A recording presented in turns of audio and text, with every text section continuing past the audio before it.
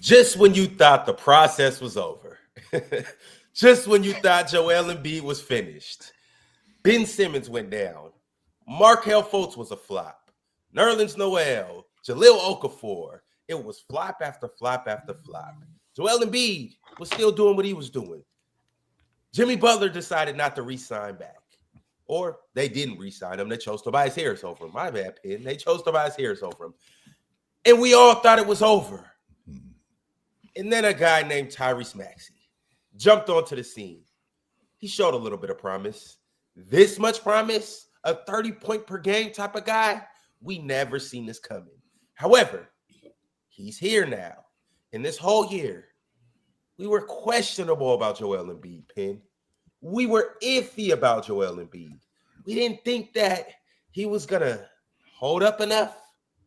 However, over the last couple games, Big Ox, Joel is starting to look maybe not 2019, 20, 2021-ish, but he's looking good enough for the process to potentially finally complete itself. Fellas, talk to me about whether we believe in Joel Embiid and the Philadelphia 76ers, or if this is just smoke and mirrors and thumbs down. Hell no. Thumbs down. I thought somebody was going to start off positive, and I didn't want to be the one to. I actually am. Go ahead, Jill. I actually am. There's some positivity, if any. The reason why is because can't hear you, Ox, because your microphone, because you muted, Ox. Can't hear you. Probably saying some foolishness anyway. Yeah, with that being said, Ron, with that being said, Ron, right? With that being said, you've seen this car in the lot, and the car has just been broken down. But I'm cleaning it up, as you can see. I'm cleaning it up. It's starting to run again, and it's running real good. And I'm cleaning it up as much as I possibly can. But what it really is this fool's gold. But I ain't gonna sell it to you like that. I'm cleaning the car up. I'm steam cleaning the engine. I'm detailing the inside of the car. I'm doing everything that I possibly can to put this car on the forefront. Because remember, if you watch Joel Embiid can't dunk. When last time you seen Joel Embiid punch one? Like he tried to throw it off the glass. He tried to last night. Yeah, he tried to throw one off the glass now, and I'm sure, Ron, you almost lost your mind when you saw him fall. Because you was like, oh no, wait a minute, are you okay? As soon as you saw him fall, you was about to lose your mind. But he did get up. Okay. When the last time you seen Joel Embiid get up off the ground higher than this off rebounds? Even though I saw last night 3 offensive rebounds on Jaren Jackson, who I'm going to say this one more time, real talk. I'm sick of this dude. I have had it with him. Brother can't rebound and save I have had it with him. I have had it with this dude. But that's another conversation for another day. With that being said, right? With that being said, I'm seeing some positive things. He's on the glass, right? In addition to him being on the glass, that mid-range is still there. He can still handle the ball. He's awesome with Tyrese Maxey in DHO. It looks great, right? On the defensive end. Can't really block shots like he used to, but he's still a presence in the paint. I.e., I'm cleaning up the car. And you know why I'm cleaning up the car, real talk? Because I'm about to put that for sale sign on it. And some people have seen it, and somebody is going to call me and ask about this car. I don't know who, but somebody is going to call me and ask about this car. And I know who's going to call. They hide a lot of things with that car. The transmission. Hold up, wait. That car. Go ahead, Manny. Sacramento. Manny, tell us what's wrong with the car. The car. Switch me in real talk real quick. I don't want to be down here with these haters. The haters. Look, real talk come down here and hate. Let real talk come down here and hate where he comfortable at. Move me. So up this there. is haters. You gonna be the one to buy the car. All right. Hey, you gonna be the one to buy the car. Transmission gonna be cooked. The engine got problems with it. The oil ain't been changed in years. We don't even know what type of oil it takes. It's been sitting in the garage. It ain't even ran in forever. He's struggling to find the keys. He got some lug nuts missing from the rims. He got all kind of stuff going on. Don't forget when you turn it over, Manny. What happens when you turn it over? Oh man, the key snapping. You put him in a hater sandwich. This is a hater sandwich right here. I'm just saying, man. Like, look, Look, the air filter ain't big, man. You don't even want to look under the hood and see that air filter, boy. It's over with. I'm telling you, it's over with, man. That's what's going on with Joel Embiid, but man. Manny, here's the thing. I cleaned it up though. I've 100% though. Real talk. I cleaned it up. I steam cleaned the engine. I got everything looking fresh. I detailed the inside of the car. I actually took it on the road and I ran it a couple of times. Now it don't run as fast as it used to, but it's still running and it's running good right now. Chill. So that's not the point. Hey, when you driving down the street, everybody's hedges. Who are they beating? Why? Hey, the girls just who is that? The bottom of the the bottom of the barrel is who they're barely beating 500 teams. Chill. Okay, so chill. I love to ask you questions, and I promise the answer to this question is not Scotty Barnes. Okay, when is the last time Joel Embiid played 38 minutes and 6 seconds or more in the NBA, playoffs or regular season? Because he played 38 minutes and 6 seconds last night. I think the last time was against the Knicks in the playoffs. I want to say in 2024 in the playoffs, game 6. Game 6. That's crazy. Bro went an entire calendar year without cracking 38 minutes. So that's a good sign, right? Hell no. That's why are you guys being negative? We are being negative because he is not. Okay, first of all, we've seen the Joel Embiid experiment. We've seen the on-ball Joel Embiid experiment. We've seen build it through Joel Embiid. Right now, Joel Embiid is not our best player. It is Tyrese Maxey. It's Tyrese Maxey's team. So now I need Joel Embiid to do stuff like set screens and roll. And he can't really do that. So we're stuck playing Joel Embiid ball, and he's not the defender he used to be. He's not the rim roller he used to be. He's not an off-ball player right now. He's a catch-and-shoot mid-post merchant. He's always been that though. He's always been that though. But he's been able to roll. He's had rim pressure. He still does put pressure on the rim. He just can't get up off the floor like he used to. Chill, you already know. I used to be like so high on Joel Embiid as a defender, like all league, all time type of defender. He ain't that anymore. He can't move his feet. I'll say this about Embiid. When we get to a point where we see Embiid notch 30 games, then I'll probably start wanting to buy into the stock. Then I'll be like, okay, maybe 76ers might look good as a team. But Embiid, man, I mean, he barely done played 30 games. I mean, he probably played 30 games in the last 2 years combined.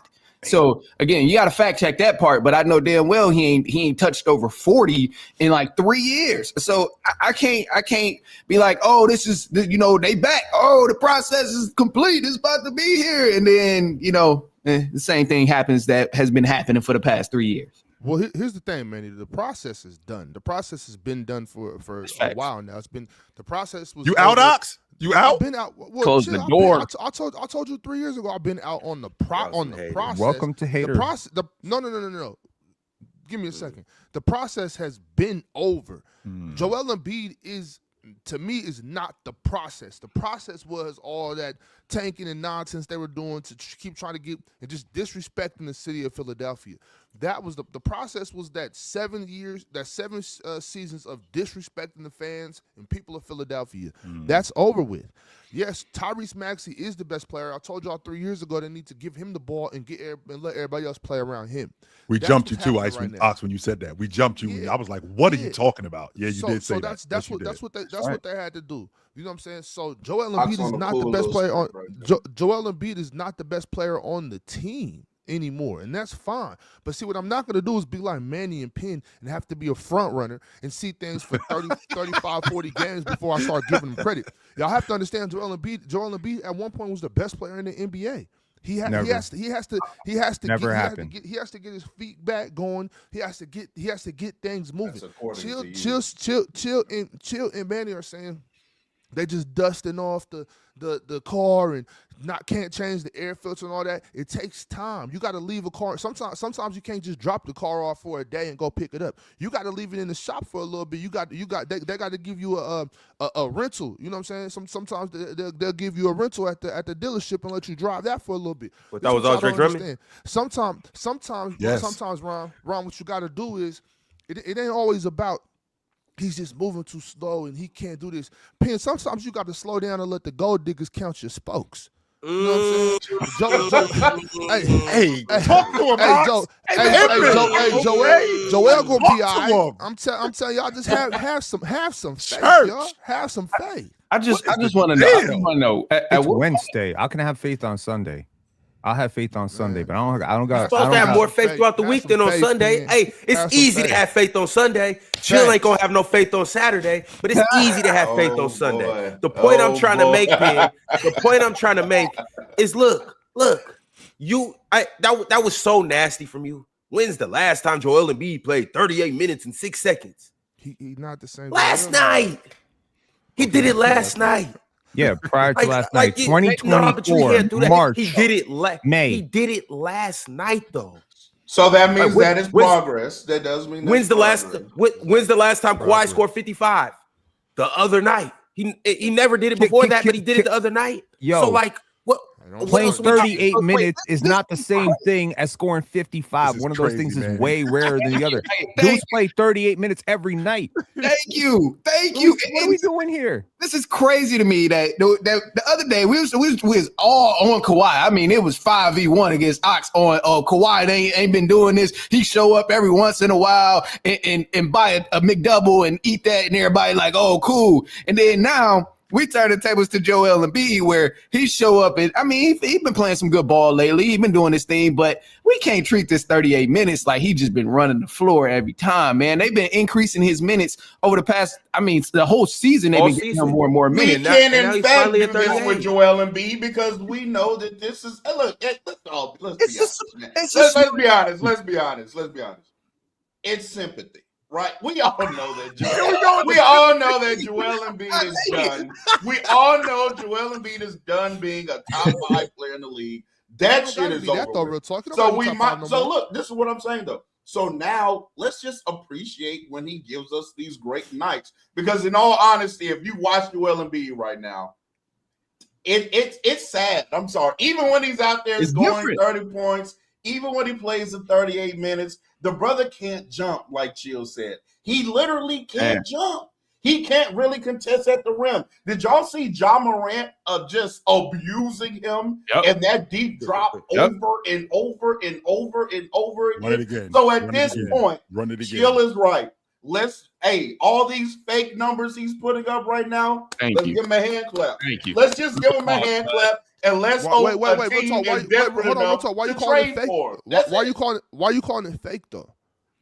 What I mean by fake is if you look at like the 30 points and if you watch him play, he's not playing as good as his numbers suggest. Is what I'm saying. The numbers don't have it looks because his numbers are as bad as his numbers suggest. Real talk.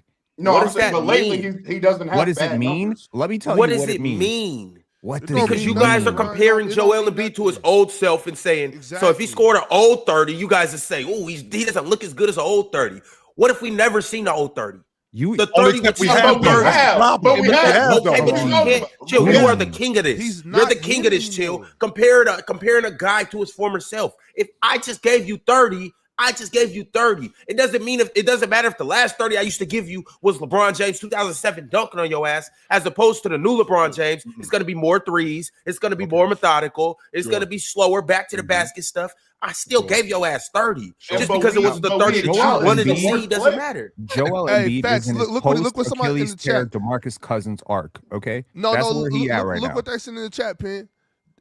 What are they saying? What he's doing right now sounds like Joker. That's bullshit. Stop it. First of all, can't guard nobody. Can't jump up this high off the rim. Hey, Joel Embiid has regressed to Joker. Y'all some haters there.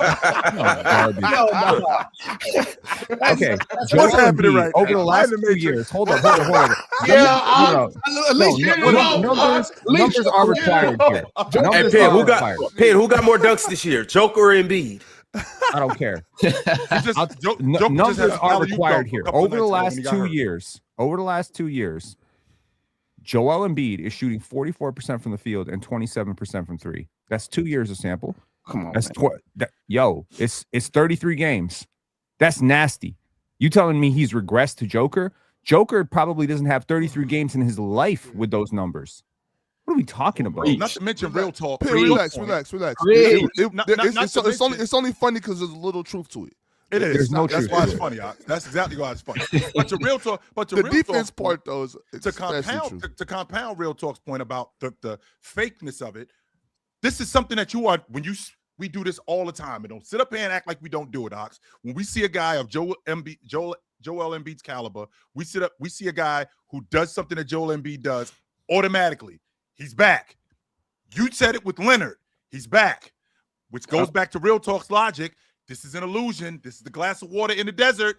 This is the glass of water in the desert that's making you think that this is legit when in reality it's not. And what I don't want is I don't want Manny, I don't want you guys to misconstrue what I'm saying. Manny, remember, I'm cleaning up this car not to take it out. I'm cleaning up this car because I'm putting it on the lot and I'm putting the for sale sign on it.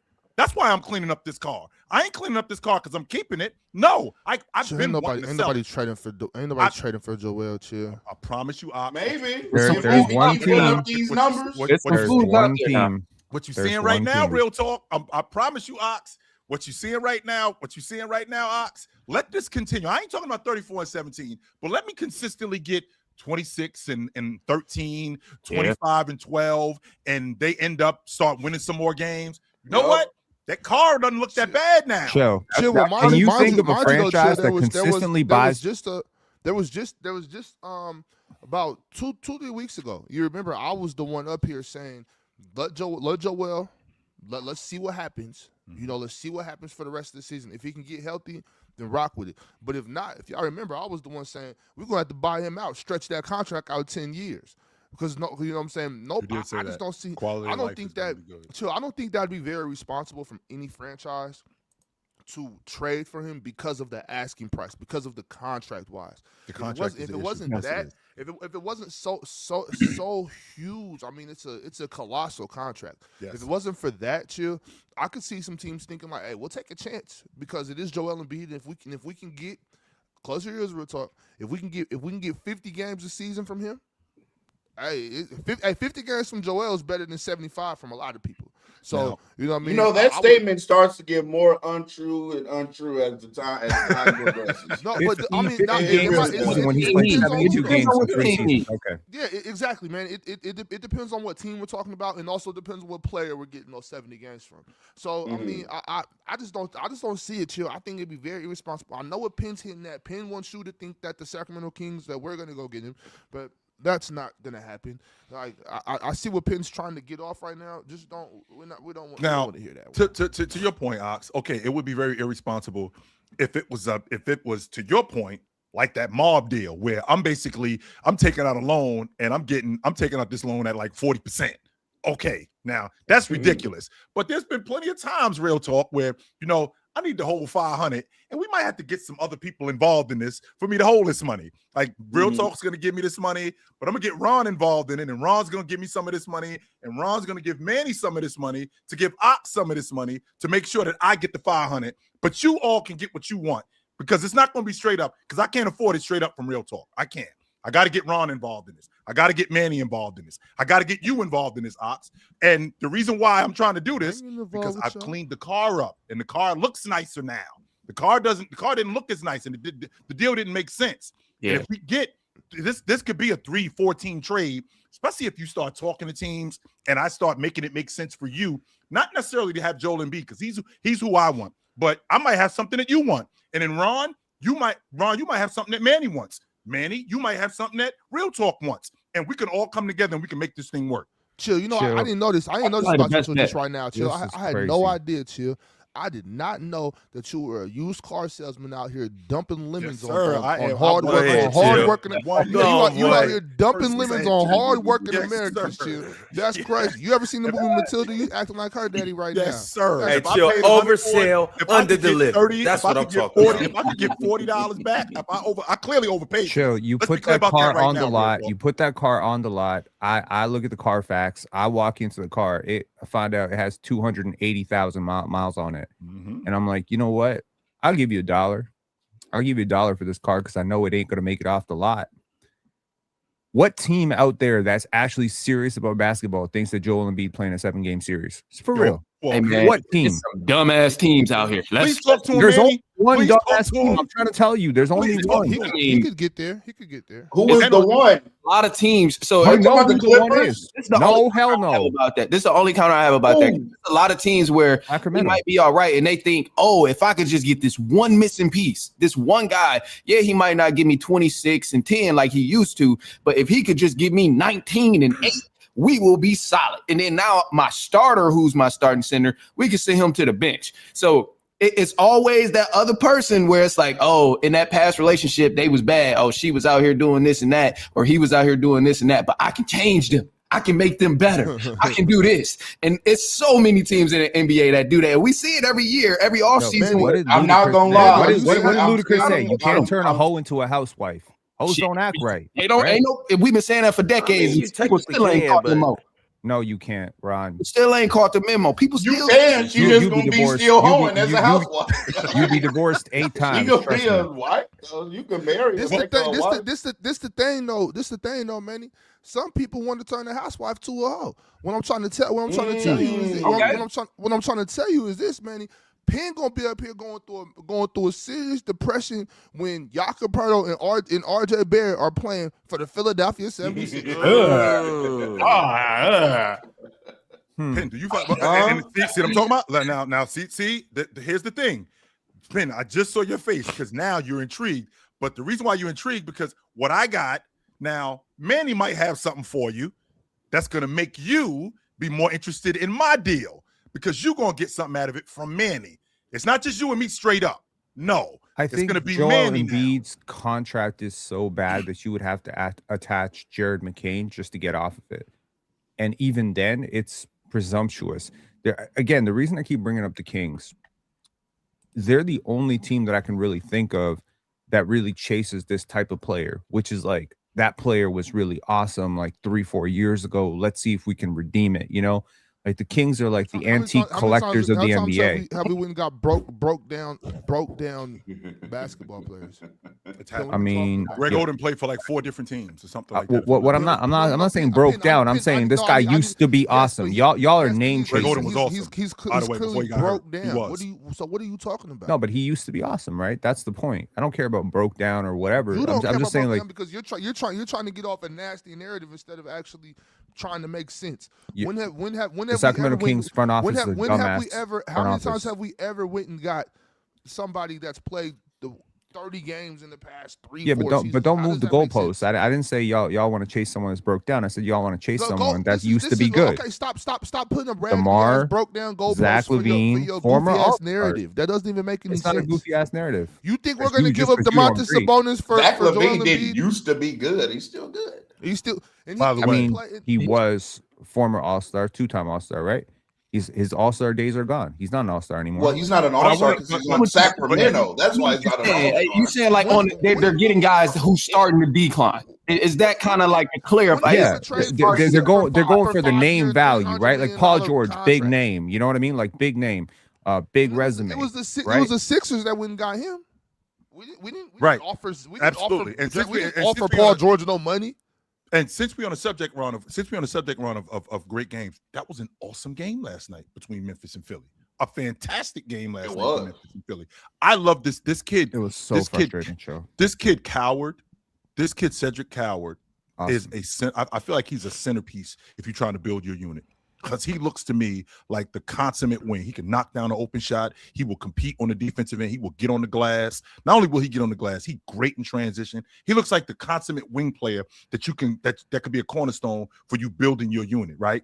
Now, the problem that I have is their coach, who can be a blithering idiot. So because Coward gets the ball off the glass last night, Ron, we got a 1-possession game. In the process of having a 1-possession game, it's basically a nip and tuck game. Coward goes from one end to the other. Nobody stops him in transition. Punches it. He looks like he might be gassed. Instead of calling a timeout, he takes him out of the game. He takes him and Ja out of the game. And they sit for 3 minutes. And there's your problem. They were going on a run. Mm-hmm. One of my best athletes, if not my best athlete, Steve Kerr. I know how you guys feel about Steve Kerr, but if my best athlete is gassed at this juncture of the game, he ain't coming out. Timeout. I'll use every last one of these timeouts to make sure that he can still go. You don't take him out of the game. I thought that was huge at that juncture of the game. They did. Him and Ja kind of sat until like, what, 4.5 minutes? 4 minutes and 27 seconds when he came back in the game. When they came back in the game, exactly. So that was a bit of time. I want to shout out because Calvin did play great. Hey, Ja Morant, welcome back, brother. Uh-oh. It's been a while. It's been a minute. Ja Morant looked like he knew how to play basketball last night. Mm-hmm. That's what I was excited about. I'm not impressed about the can't jump 30 from Joel. I'm worried about Ja Morant. Ja Morant looked fantastic last night. He looked like a fantastic floor general. I like how he played and paced the game from the first quarter all the way to overtime. He turned up his scoring aggression when he needed to. He was able to be accurate at the basket, and in those mid-range jump shots that they were conceding, he knocked them down consistently. He's still a great passer and playmaker. That is the Ja Morant that we have been waiting for some time, and he has been playing better basketball as of late. But I absolutely loved Ja Morant last night and how he played basketball. And I've always said the NBA is better when Ja Morant is good. He's just one of those type players that people gravitate to. The kids love watching him play. He has a very dope sneaker out right now. The city of Memphis is behind him. Everything about Ja would be great for the NBA, and the NBA is a better product when Ja Morant is playing at his high level. I'm gonna try and continue to stay positive. I think the NBA is better because the Pistons are better, but that's a side note. Anyway, hey, stop acting like the NBA ain't great when the Pistons is good. The Pistons is necessary. Come on, bad man, boy, because they need somebody to hate. They always been the villain, but keep going. Exactly. Yeah, I'm away for that conversation. Glad Ja Morant is doing his thing. Definitely, he had a rough stretch at one point in time. But I'm curious, and I just want to kind of hear some thoughts on this. What if the Memphis Grizzlies are trying to make Ja Morant like fool's gold, cleaning the car with Ja Morant, making him look nice, and then they're trying to get him up out of there because let's not forget he's taking up a lot of space on the salary cap. Mm-hmm. So I mean, I'm just curious. I'm not saying this is what they're doing, but this is one of those elements where it's like, damn, look how clean I did that hood. This is nice, right? Yeah. There's more than a basketball incentive to keeping Ja Morant for the city of Memphis and that organization. Now, I've talked to a few people in Memphis and people who are fans of that Grizzlies team and people who are stationed in Memphis, live in Memphis. And their thing is, if we trade Ja Morant, that means we're on the verge of just losing the franchise, like in totality. Like they might just uproot the Grizzlies from Memphis. And there's rumors about them like trying to go off to Nashville and stuff like that. So there is depends more. On who you get back though, real talk, don't you think?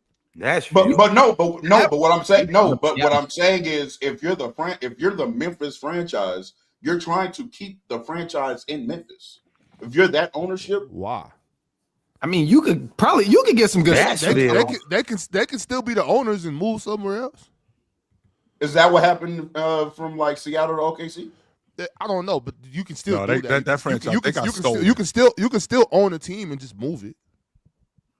Yeah, the franchise. Yeah, I mean, they mess around and still try and go to Nashville, even if they keep them. Shit, I wouldn't be mad at that. What I've heard is if Ja Morant leaves Memphis, then the team is basically leaving Memphis. I'd rather be in Nashville. I mean, they can get some good stuff in return for rent, though. Like that, I know. Like that's what the city and what the fans are feeling.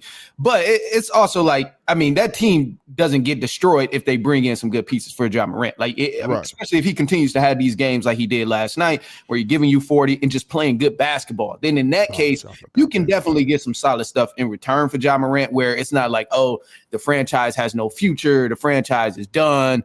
Like, you could trade Ja Morant, get maybe a first-round pick, maybe second-round pick, and then also some key guys to go along with it if he continues to play good like he is. So, like, I don't think it would be destroyed for the Grizzlies if they did look to trade him, but I mean, I think it would be a good combination. And let's not act like it's silly to think that he can't go anywhere else in the league and also have an impact if he continues to play good. I mean, nobody's saying that he can't have an impact anywhere else. But my thing also would be that right now, Ja Morant's value is so low that I don't even know if you get back a player as good as Ja Morant, try to trade Ja Morant right now.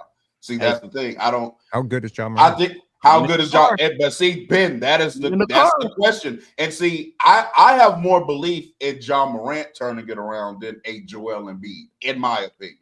I think that Ja Morant can eventually get back to his older self. No. Because he's still a young enough player to have that kind of belief. Now, maybe you don't believe in that. That is a great possibility. I'm not saying that you have to believe in that. I'm just saying that for me personally, I think that Ja Morant can get back to his former self more than a Joel Embiid for sure. You trust his jumper? You trust his jumper right now? I was gonna ask because you want to age well as a twitch guard, as a quick twitch guard like Darius Garland, De'Aaron Fox, etc. You're gonna have to have some sort of jumper. Everything last night that Ja Morant did was like cooking off the dribble and frankly cooking a pretty weak defense off the dribble. A lot of weak defenders. Ben, do you think he outplayed Maxey last night? Hell no. Nah, I don't think so neither. No, I don't. And honestly, I think you know, it's crazy. Everything about this thing always comes back to Ja Morant because he's like the big celebrity over there and he's Memphis basketball. Can we talk about how trash Jaren Jackson Jr. is? Like for real. Before we get there, every single thing he did last night, Chill, was a mistake in overtime. Every possession was a mistake. Every offensive possession was either a turnover, a bullshit screen, a foul, or some missed shot. Do you know he's one of the 2 worst finishers in the NBA at the rim? I just saw the stat today. I was losing my mind. Number 1 is rookie Jeremiah Fears. Number 2 is Jaren Jackson. What? Yeah, that wouldn't surprise me at all. What? But I want to know because I want to stay right there. Real talk. Why you think Ja outplayed Maxey last night? What made, when you saw them 2 playing last night, what made you think this dude was better than this dude? I think Tyrese Maxey obviously got off to a fantastic start scoring the basketball. But I think that Ja Morant got better as a scorer as the game went along. And I think that he managed and passed and make throughout the game far better than Tyrese Maxey. I think Tyrese Maxey, you know, his one singular job kind of on that team is going to just, you know, get buckets. And when they do help, make the right reads out of that. You know what I'm saying? There was a play where as Jalen Wells was like trying to help in the gap, he made the pass over there to, I think, VJ for one of his many threes. Like, he makes reads. I'm not saying he doesn't pass the ball at all, but like, I think Ja Morant point guarded, if that's a term, the game better than Tyrese Maxey. I think Tyrese Maxey scored better, but that's where I want to.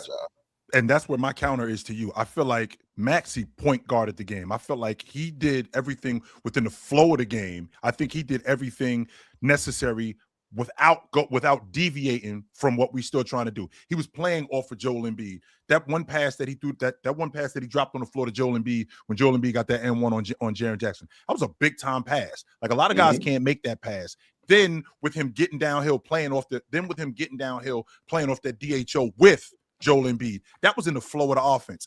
I am one who I was paying particular attention to his one-on-one game last night, and I was paying particular attention to his one-on-one game because Mars and I had a conversation about Mars not really liking his shot creation. I thought it was really good. I'm watching him come off screens and him at the top of the key, and with him being at the top of the key, he's going to his strong hand and just slamming on the brakes and getting space between him and whomever is in front of him, and then just cracking it. He had Coward on him one time. In addition to that, I felt like on the defensive end, I felt like he did some things that were more productive as a lead guard, right? I felt like he did I think he did the best he could to keep Ja in front of him. I think he did the best he could in getting around screens. I thought he did a great job in taking care of the basketball. And I don't think that they relied on him as much as a bucket getter, more than he was getting buckets within the floor of what they're doing. And it wasn't taken away from other people's offense. That's why I thought he outplayed Ja Morant last night. One thing about Tyrese Maxey in his one-on-one game, I did see, like, in the second half, it was great in the first half, but the second half in that fourth quarter, when it came like winning time and we need somebody for Philadelphia to consistently create great half-court offense for us, they struggled with that. I wasn't seeing, like, Tyrese Maxey could create a look. He was creating these mid-range pull-up jumpers that he's not great at hitting them. He's just not. There was a many a time where he blew by a defender, did a pullback move, created great space, just missed the shot. And then when you also take into account that, like, Joel Embiid at this point is damn near strictly a jump shooter. So you have him late in the fourth trying to make these shots that, yeah, sometimes it's going to hit him, sometimes it's not, but it's not really like creating anything off that. VJ Exum is an off-ball player. He's not somebody that you can give the ball and say, create offense for yourself and others like that. So late in that game, and not to mention, PG is cooked as well. We didn't talk. He actually wasn't bad yesterday. He wasn't terrible yesterday, but I think that he can't beat nobody one-on-one. Yeah, this goes back to what we talked about a little while ago when we talked about guys being what we used to seeing them be. Like Paul George is good for the average player in the NBA, but we remember Paul George ain't average, but that's what he's basically falling into now. How much better is he than Quentin Grimes right now? Be for real. For real. How much better is he than Quentin Grimes? Is he better than Quentin Grimes? Is he better? I don't You think he's take better. the history away, and we gotta have an uncomfortable conversation. You take the history of whatever Paul George has done. Still a better shot creator. He's still a better shot creator. He's still a better bucket getter than Quentin. Quentin Grimes is a better athlete than Paul George today because he's younger. I'm not gonna argue that point, but he's still better than Quentin Grimes. He's a better shooter right now. Who's a better defender right now? I mean, there's more to basketball than shot creation. Yes, it is. You got Tyrese Maxey. 100%. And I'm glad you brought that up because Quentin Grimes is much more of a. I mean, he's a downhill guy, but he's a catch and shoot guy too. And I think Paul George, from where we are in his career now, I just think he's much better at those things now than what Quentin Grimes is. You asking Quentin Grimes to be a bucket getter. You asking Quentin Grimes to be a knockdown shooter. I mean, I think you're asking a lot because I think he's more of an athlete. I think he's more of a quick twitch, to your point, Penn, quick twitch, fast player. Paul George has reduced himself to this, and he doesn't suck at it. It's just that we're so used to Paul George being 26, 27 a game, Paulie Gold, Paul George. That's not him anymore. So that's what I think we are with him. I feel like for Philly, you got to get off of one of these contracts, man. You got a bright future. You got VJ, you got Tyrese. Those are two, like, I could build around those two and sell my fan base on a very bright future. If I could just get workable pieces. But it's just like these two contracts are like two of the worst contracts in the NBA. And I got they fireable. You should be fired for this. You absolutely should. You absolutely should be. You should be fired for this. Daryl Morey is hella overrated, man. As soon as they signed Paul George, as soon as the Clippers told Paul George, we're not giving you that money, and when Philly said they was giving him that money, I told y'all we were going to be at this point. I didn't see it. The unfortunate thing is when Penn hat catch on fire, when Jakob Poeltl is playing for the Philadelphia 76ers. If I wake up one morning, Ox, and Joel Embiid, breaking news, Joel Embiid has been traded to the Toronto Raptors, I am sitting here waiting for the panel. I might not even have no breakfast. This the thing though, Chill. I'm lighting this shit on fire. I will light this banner on fire if that happens. When Penn's banner and hat catch on fire and he's fuming at the ears, the only thing he doesn't realize is that's not that bad. Like, it's very bad. If Joel Embiid could play 55 games, that's better than Jakob Poeltl's 68 games. I wouldn't. First of all, you just being plain disrespectful. First of all, you being plain disrespectful. Joel Embiid is still so much better than him. Like that's a good. But Jakob Poeltl does what you need. He sets screens and he rebounds and he defends. Yeah, because this year he sucks. So you need him to set screens. You get Joel Embiid over there for 55 games. First of all, dump it to the okay. I love how this hypothetical player who'll be lucky to play 35 games this year is suddenly getting stretched up to 50 games, 55 games. If you can get Joel Embiid for 50, yeah, sure. If we can get Joel Embiid for 55 games, he's a stretch big. I mean, is he much of a stretch big if he's shooting 27% from three? I don't really know, but sure. Defensive liability at this point, right? $56 million. What are we doing, Ox? If Philly could get Toronto to take Joel Embiid off their books, if Philly could get this is nuts. But if Philly could get Toronto to take Joel Embiid off their books for Jakob Poeltl, and who else did you say, Ox? RJ Barrett. I wouldn't trade RJ Barrett for Joel Embiid straight up. To do that. Yeah. First of all, they would be nuts. You just said you trying to help the Toronto Raptors. He hates RJ Barrett. You said you're trying to help the Toronto Raptors. You know what you're like? You're like a doctor, and I'll be like, "Yo, doc, I got a headache," and you be like, "Yo, here's some crack cocaine." Here's some crack cocaine to fix your headache. And be like, yo, doc, the crack cocaine didn't work. Oh, here's some meth. Here's some meth. I know some crackheads. I know some crackheads that's been thriving. Been thriving for 3 decades. Hey, I'm telling you right now, a headache. That's real. You're not a doctor. You're a bad friend. You're a bad friend. Yo, I'm telling you right now. Real talk. A headache ain't stopping no crackhead. Absolutely not. Shit. Absolutely not. And if they do have a headache, they're gonna run and get they fixed real quick. I'll tell you like this. Advil, just like I told y'all before, cigarettes is worse than crack. Hey, don't Advil is worse than crack. This ain't the show. You getting you're doing the knowledge. This ain't the show for the knowledge. All right, y'all. Well, I gotta check the ingredients on the prescriptions y'all take. You tell me that. I got a serious 76ers question, y'all. We're talking about Joel Embiid going to Sacramento. We've been talking about Joel Embiid going to Toronto or his contract getting dumped off elsewhere. I want to talk about Joel Embiid right here. We mentioned a bunch of guys on this roster. We mentioned Tyrese Maxey, how good he's become. He's what, top 5 scorer in the league right now? Yeah, we've mentioned fourth in the league. Paul George. Although he's old, Paul George can still give it to you in spurts. We haven't really mentioned VJ Eskrim. We mentioned Jared McCain. We mentioned Quentin Grimes. Kelly Oubre. This is a good team. This is a good roster. And you guys remember, the East isn't necessarily, Oh, man, stop it. It's what my New Year's resolution for you is you stop talking about the Eastern Conference, period. All right, you're right, Ben. You know what I'm going to talk about? Okay, perfect. You know what I'm going to talk about? Third in the league is going. I'm going to talk about how y'all could get some good old bread. I'll leave the East out of my mouth. But you know what I'm going to talk about? I'm going to talk about Splash Sports. I'm going to talk about the NFL playoff survivor that's kicking off right now here on Player's Choice. We are teaming up with Splash Sports, and we have a potential prize pool of $6,750. Yes, sir. The playoffs are almost here, and it is time for you to cash in on your football knowledge. And this is very easy, y'all. Very easy. When the playoffs come around, you choose a team that's going to win.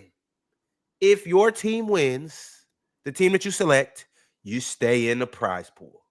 If your team loses, like the 49ers will, then you take your ass home and your name will be Brock Ugly from here on out. That's how it's going to work. Pick a team, you win. You advance. Pick a team, they lose. You stay your ass home on your couch. It's as simple as that. And the easiest way to join this contest is by scanning this QR code on the screen, or you can click the link in the bio and it'll take you right where you need to be. Now, I'm going to show you guys how it's done right here, right now. Oops, not that. Right here. This is what we're looking for. All right, right now, we're going to show you guys the good old quick picks that we got on Splash Sports for today. Let's get into it, y'all. I'm 3 for 3. How'd we do last night, Ron? I'm 3 for 3. Hey, I think last night. But I made it last night. Yeah, I'm pretty sure that hit with Amin. Yeah, y'all. I'm in hit last night. Who else? It wasn't good, Chill. You trust. Why wasn't it good, Ron? Because Kevin Porter Jr. pick it. And y'all don't want to see it. And I took the more on Leonard, and Ron told me to take the less on Leonard.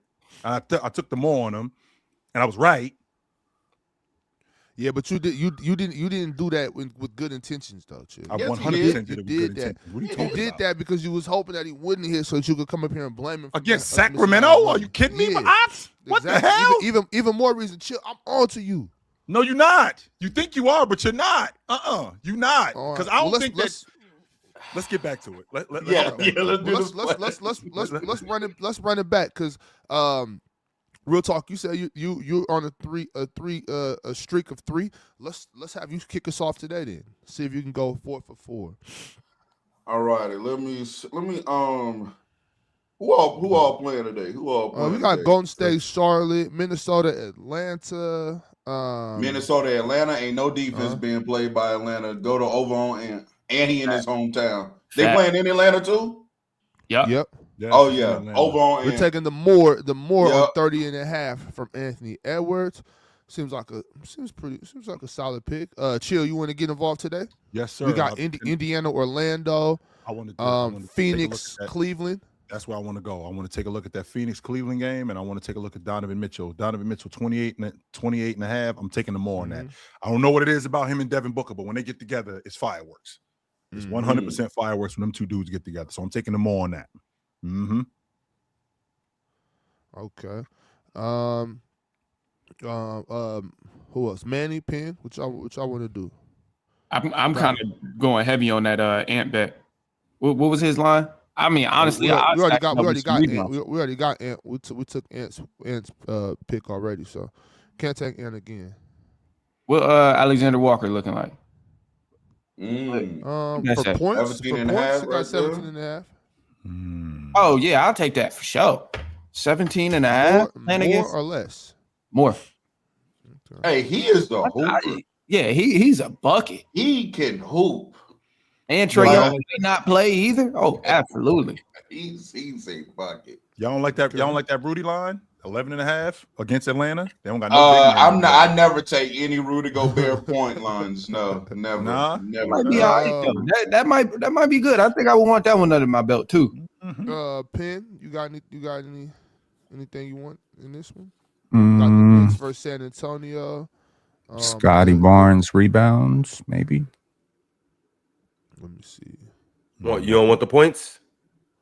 I don't know about the points. Night to night, don't know what the hell he's gonna do. Scotty Barnes 8.5 rebounds against Denver. I'll take it. Fucking jersey, but that Seahawks jersey on it. We ain't got no Jakob Poeltl. Fixed. Well, I mean, already you want Scott? I don't see Jakob Poeltl on here. Jakob Poeltl ain't playing. That's why he's out. Toronto playing Denver. Jonas Valanciunas. No Jokic. No Jokic. Oh, rebounds over for Scotty, huh? Let me find where my PRA at. That's definitely a good bet. Scotty probably gonna get about 10 rebounds. There we go. OG, 24.5 PRA. Oh, they playing Spurs? Oh, this gonna be a good game. Yeah, well, $25 to get you 125. Hold on, see, look. Oh, never mind. I was gonna say check out the promotions. Come on, Alex, you got to check out the promotion. Hey, your granny ain't never show you about discount shopping. You don't know what a coupon is? Well, either way it goes, y'all. This is how we rocking today. We got Anthony Edwards, 30 and a half, more. Donovan Mitchell, 28 and a half, more. Nickeil Alexander-Walker, 17 and a half points. That's easy money, y'all, against his former team. We taking the more on that. Scotty Barnes, 8.5 rebounds. We taking the more on that. And last, but certainly least, OG Anunoby, 24.5 PRA. We taking the more on that too. Once again, y'all join the winner's circle in the Players' Choice Splash Sports Playoff NFL Survivor Contest. The last man standing in the Levi Stadium will not only win the Super Bowl, but also win $6,750. And you know who else that's going to be? These guys, right, Chill? Right? Oh, man. Right? We'll see you Saturday, Ron. Like I told you. I told you, Ron. We'll see you Saturday for the division. And if you're trying to get take Monday off right now. Actually, Monday off?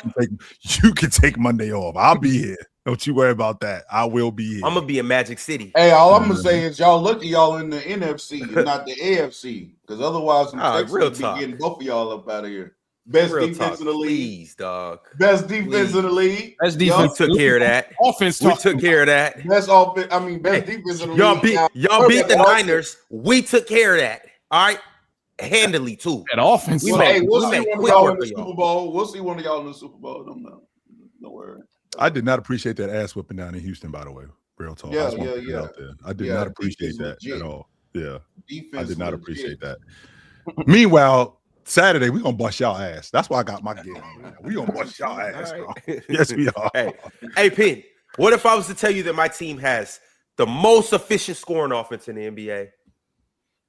And the most efficient or the hardest team to score on defensive wise. So we essentially have the best offense and the best defense. You don't have the best defense. Stop capping. I would tell you. We the hardest defense to score on. I know that. That's a solid defense in Seattle, though. Even if they have a solid defense. It's a really good defense. It's not Texas defense. Here's the problem, Manny. They got a point guard who is a turnover machine. That's the problem. As in Sammy D? They got a point guard who is I can promise you. Yeah, talk to him, Manny. Manny, talk to him. They're haters. Sam Darnold win 11 plus games in back-to-back seasons. No. Not 11 plus games. 13 plus games. 13. He won 13 last year. He's winning 14 this year. Correct. Who's done that?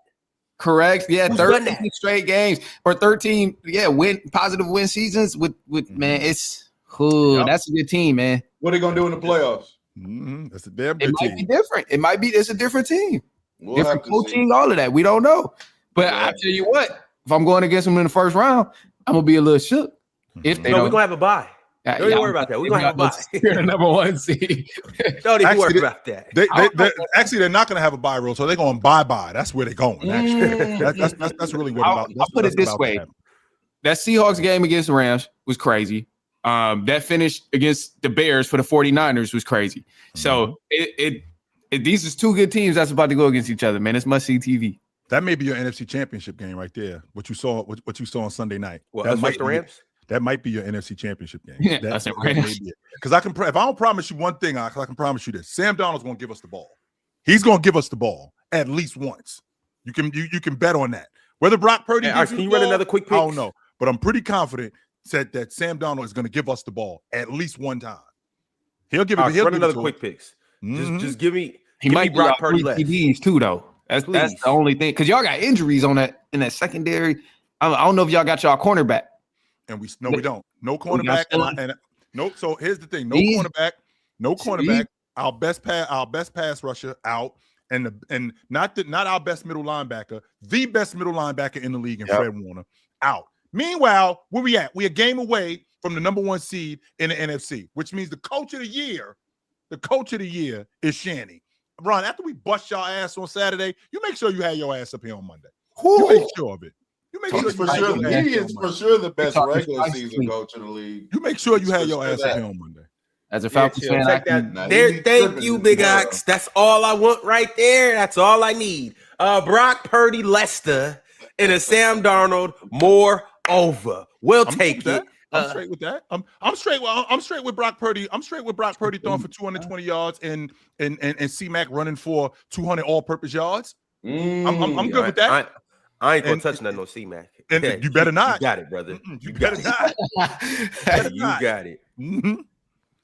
Yes, sir.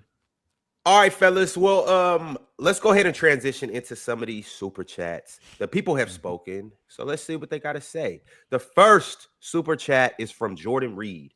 Jordan said, "Are we potentially going to witness Wemby, Giannis, Luka, and Jokic not be all NBA or potentially be MVP this season due to the 65-game rule?" Oh well, correct. Yep, we may not see it, and that's a them problem. That's a them problem. I'm so tired. The NBA community has been whining and whining and whining.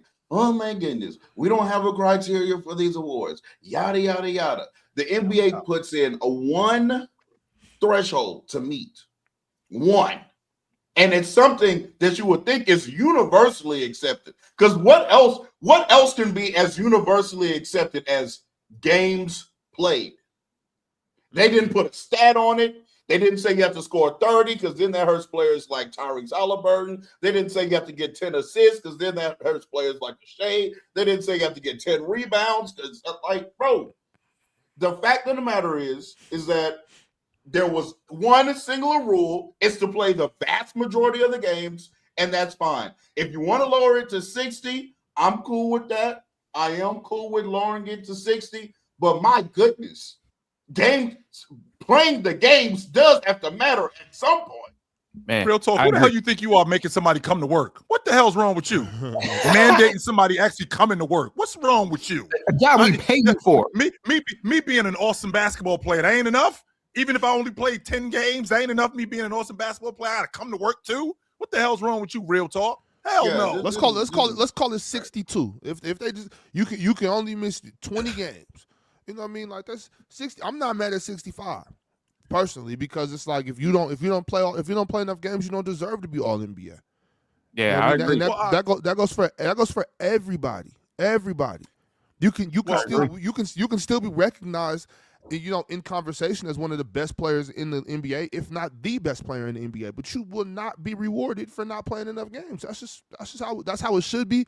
And I see people in the chat, they're like, it's not fair because it wasn't like this for older generations. Well, that's why it got changed, because it was wrong. Whenever it was that way, however it was before this, it was wrong. And people that played less than 60 games and got all NBA third, second, first team, all defense, DPOY, any of that, it was wrong. And it's been remedied. It's been remedied. So let's be happy that people are getting held accountable. If that means some of our favorite players, Kawhi Leonard, Joel Embiid, Luka, if these guys will never see all NBA again, so be it. That's just how the cookie crumbles. You know what's funny about this, Ox, is that it's these same people. See, the newer generation, right? They get on chill because they're like, bro, why are you using accolades to judge players, bro? Bro, just watch the games, bro. Who cares about first team All NBA this year and that year, bro? Watch the games. Who cares? And now the same people who say to hell with accolades are worried about who wins the accolades. Who cares? If Jaylen Brown ends up first team All NBA this year, and you know that Jokic played better, who gives it? Who cares? Who cares? I don't care. Is he playing better than Jaylen Brown? He's definitely playing better than Jaylen Brown. He's definitely playing better than Jaylen Brown. Don't do that. But we're not doing that. It's oxymoronic to me. It doesn't even make sense. And on one hand, y'all don't care about accolades. On the other hand, you're worried about who the accolades are going to. Right. So you care about them. You care about them when they affect your guy. But Penn is the trivia guy, and Penn likes to ask me questions. Penn, would it surprise you, brother, that in the history of the NBA since the league MVP came out, two guys have played less than 70 games and won the league MVP? One of them doesn't surprise me at all. One recently was Joel Embiid, and the other one was Bill Walton. That's it. Everybody has played. Everybody who has won the league MVP has played 70 games or more. And on top of that, real talk, you know what? If we're being honest, let's have some real talk. This is a you problem. You guys created this. The NBA didn't just come up with this rule. The NBA didn't just decide to say, 65 games is the minimum. No. You know why they did this? Because your ass don't want to come to work. So because you don't want to come to work, guess what's about to happen? We ain't gonna talk about you like we talk about the better players in the game, because they actually do come to work. They do play 75 games. They do play 80 games. They do play 72 games. If you brought your ass to work, this wouldn't happen. And don't tell me that it's a team issue and they're the guys that are holding us out. Well, you know how you remedy that? Tell everybody about it, like Zion did. I'm good to go. I'm good to play. They're the ones holding me out. Just so you guys know, I'm not hurt. There's nothing wrong with me. They're the ones holding me out, and put the pressure on the organization, because in the end, when you're making 40, 50 million bucks, is it ridiculous for me to ask you to come to work? Is that ridiculous? It's the bare minimum, man. It's a bare minimum requirement. I think you hit it on the nail earlier, real talk. You said we're not asking for 10 assists. We're not asking for 20 points. We're not asking for specific or particular stat categories. We're literally just saying, come do your job and play basketball. Like that. That's all. And if you don't do that, you're defeating the whole purpose of you being a basketball player in the NBA, because you're not showing up to work. Like, so it's really a bare minimum requirement. I'm sure at some point we'll probably, maybe not this year, maybe not next year, at some point we're probably going to get a bogus MVP, which a lot of people are going to uproar about, whether that's someone who didn't play as well as this dude or not a star in the league. And that might be the move that propels him to be a star. But if one guy is showing up every day and he's beating that bare minimum requirement of 65 games, then, I mean, you should be rewarded for it. But how many times do you think Nikola Jokic hasn't played 70 games? This is going to be my other point. This might be the first season. He has played exactly one season. It was 22-23. He played 69 games that year. That's it. That's the only time he's ever missed 70 games. This season, this injury that he just sustained because of, everything that we're going through with the Achilles tears and people being very, very cautious with these, strains. Yep. This will be the first time in, I want to say, almost a decade that he's missed 7 games straight or more. Well, presumably. before he got hurt, he hadn't missed a game all season. He had played every game. He hadn't missed a game. So this is the type of professional thing. I don't think this rule was designed to penalize guys or hurt guys' legacy. It was designed to get guys to play. And most importantly, because these all-NBA, all-star, MVP stuff, this is marketing for organizations. This is also incentive for organizations to get guys to play. Right? Because if your guys win an MVP, that's marketing for you. That's ticket sales for you. That's really great for you. You know, if Cade wins MVP, how is Detroit going to market that going forward? That's huge, right? MVP is in Detroit. That's a big deal, yo. Yep. It is a big deal. So this is what I'm saying. Like from the perspective of what the rule was designed to do, it's working. Unfortunately, it's going to cost Nikola Jokic potentially an All-NBA, and that, from a legacy perspective, is very stupid because he could play 50 games and probably still deserve All-NBA based on how he's played. Easily. Yeah, but you should get penalized for being hurt and injured. You should. This is not about fairness. I don't understand how many times I gotta explain to you all that professional sports is nothing about fair. You know what I'm saying? This isn't fair. It's life. Life happens. You get hurt, you get penalized. Sorry. You know biggest Kawhi fan up here. The guy defending Joel Embiid is telling me this. Okay, and he gets penalized as he should. This isn't about real quick, man, because this isn't about Joel Embiid. This isn't about Kawhi Leonard. This isn't about Nikola Jokic. I know that y'all gonna cry about it because Nikola Jokic, he's gonna miss him. Oh well, tough shit. Like if Kawhi Leonard. Okay, so why do you care so much? Any other sport though? Kawhi, it doesn't matter, chill. We're doing it in basketball because it's been going on long enough. Kawhi Leonard doesn't play 65 games, Pin. He doesn't deserve shit. He doesn't deserve any accolades because if he's not there, but see, some of us don't care about that stuff. I don't give a damn about All NBA or All D. I don't care about that. So this is only for the accolade merchants and people that feel like that you won't get recognized as a great player if you don't get the accolade. If you're an actual fan of basketball and not only here for the narrative talk, then you won't care about about who's All NBA first, second, or third team. I think it should go even further. I've said before. I'm not if I'm a team owner, I'm finding a way to where if you don't play these games, I'm not paying you all that money. You know what I'm saying? Contract, but, hey, that's besides the point. We're not going into now all I know that. why you want to move to Nashville. I'm just saying all that. I'm never mind. I'm not. I'm gonna say it like this, man. We've never seen an employee of the month that didn't show up to work. No, you don't get the employee of the month by not going to work. You don't if you work a regular 9 to 5, you don't get paid without going to work. You don't get any type of incentive if you don't go to work. I don't care how often you sick, and if you're sick too damn often in the NBA, if you're injured too damn often, you can't lose your job. But if you work a 9 to 5 and you sick too damn often, somebody's gonna have a conversation with you, and it's time for you to go. Yeah. So it's like I don't think it's too crazy that the NBA is trying to tighten up these rules on guys showing the work because yes, it's a dream job. It's one of the best jobs in the world, but ultimately it's still work. It's still work. If you want to go play basketball and you want to do it on your own terms, shit, hit the Rucker. Go to one of these ballparks in LA.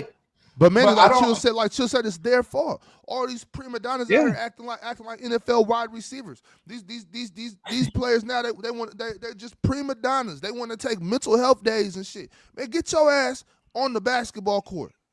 No, I will don't get the accolade. I'll say this because there are times where the organization is sitting the players and not necessarily the players sitting themselves. That does happen.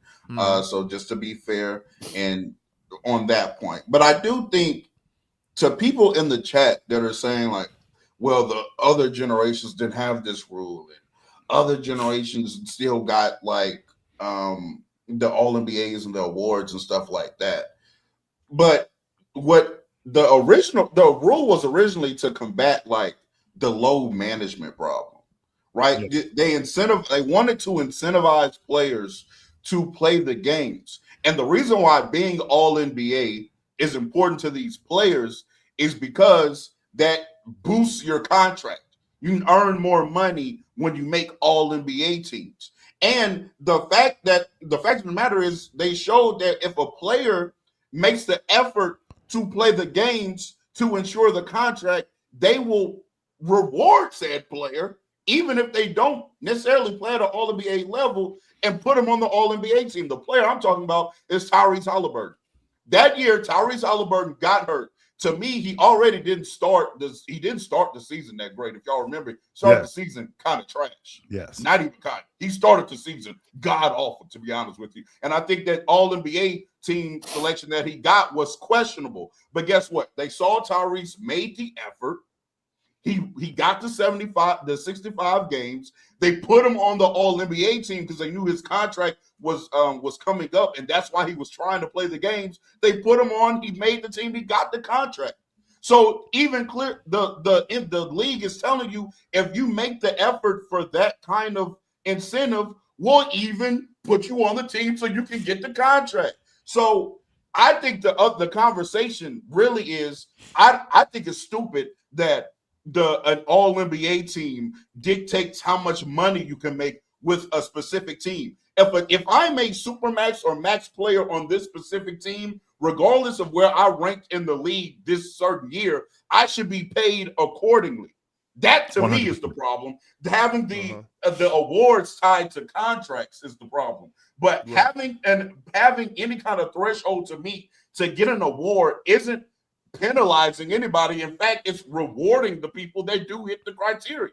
So I don't even understand. I don't get that logic. Well, Penn, my counter to Ox, when you talked about who cares, these players care.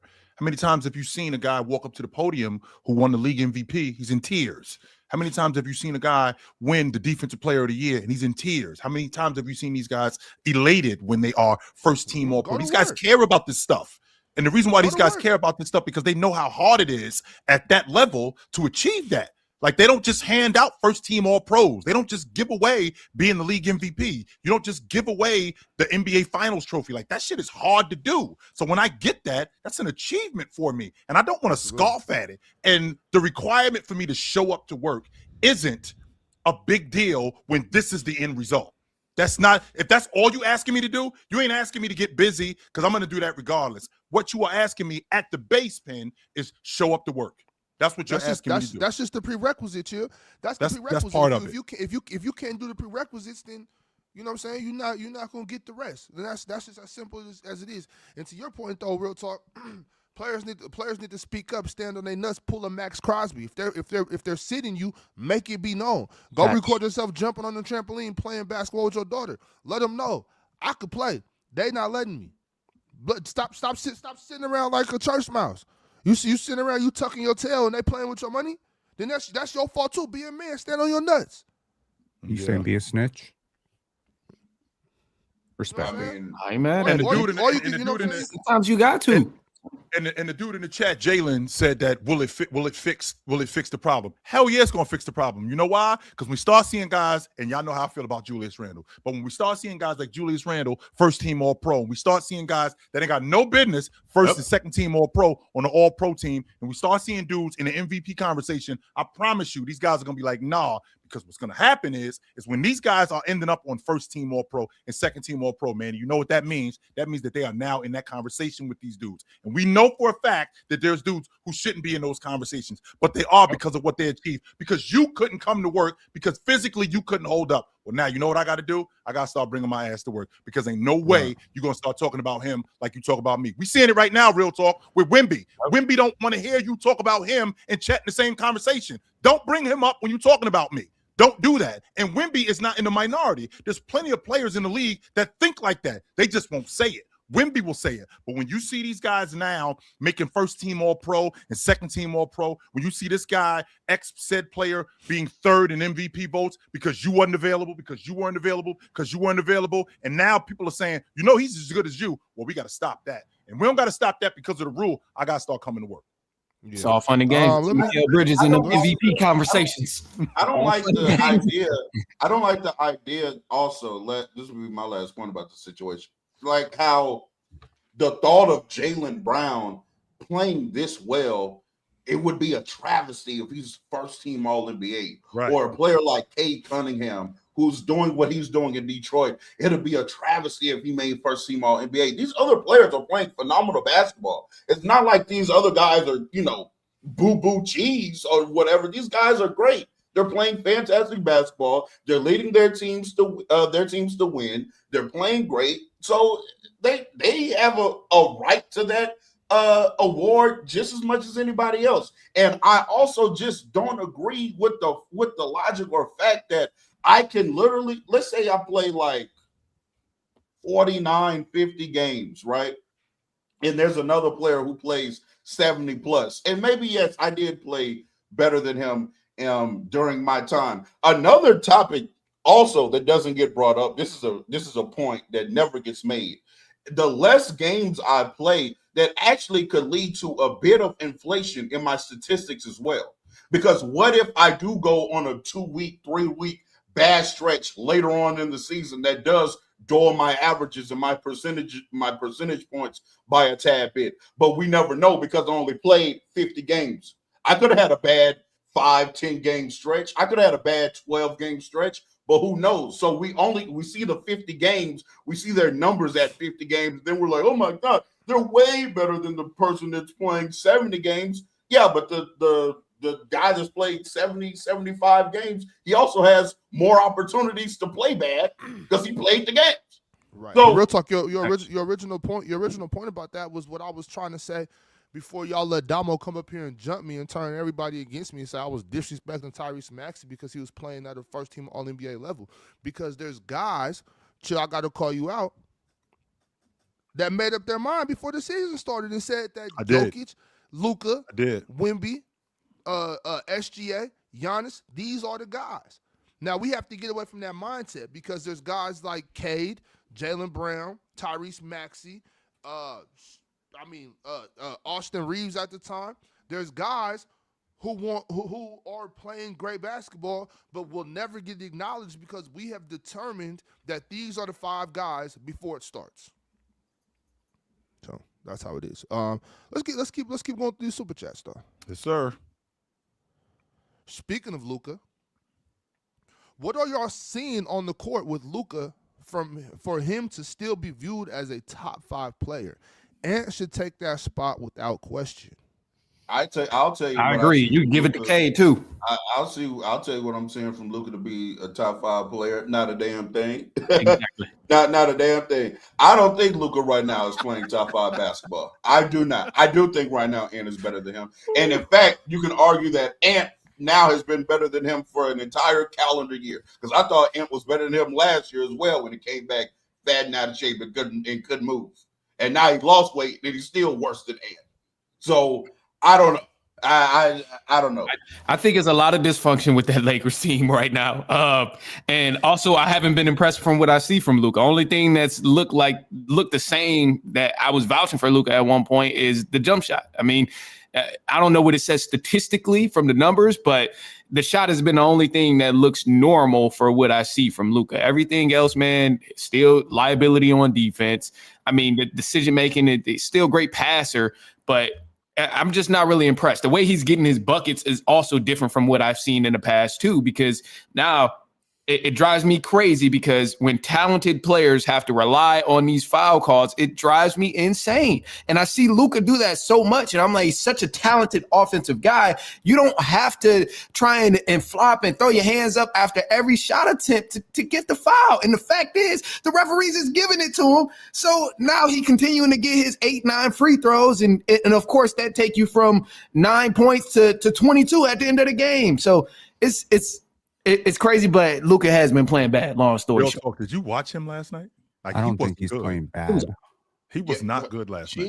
Chill. I don't think he's playing bad. Okay, like turnovers compared to what we've seen Luka do, he's playing bad. No, he's not. Is Luka real quick because this is the segment. This is the segment. Okay. This is the segment we're on right now. You see, we're off the crunch time chats because we had this segment geared up anyway. Thanks for who sent that super chat so we can really get into this because the Lakers are one. They won 1 of their last 5 games, so they lost 4 of their last 5 games. Pin, is that not because of Luka Doncic? I don't know how you say it's because of him. when the entire team is losing? Like you said, is it not because of him? Like, I'm asking you. I'm just let me host, man. Just he hasn't been great defensively. Okay, cool. I'll give you that. The 3-point shot hasn't been great. He's taking more threes than he's. You need a real host pen. Oh boy, here we go. Here we go. Bye bye, Brock. Yeah, like I don't think. I think his shot diet is weird, but he's getting to the line more than he has at any point in his career. I think this is about as good as I've seen him around the basket ever, right? Efficiency wise, inside the arc, he's just not hitting his threes, and he's not playing great defense. But like which he's never done, by the way. But how long? Never how been long like a great 3-point shooter. But how like long do we get to say that if he's going to continue jacking up double-digit threes? Thank you. It's not like he's cutting the shot out of his shot diet. That's not a coaching thing, real talk. I'm just saying, man.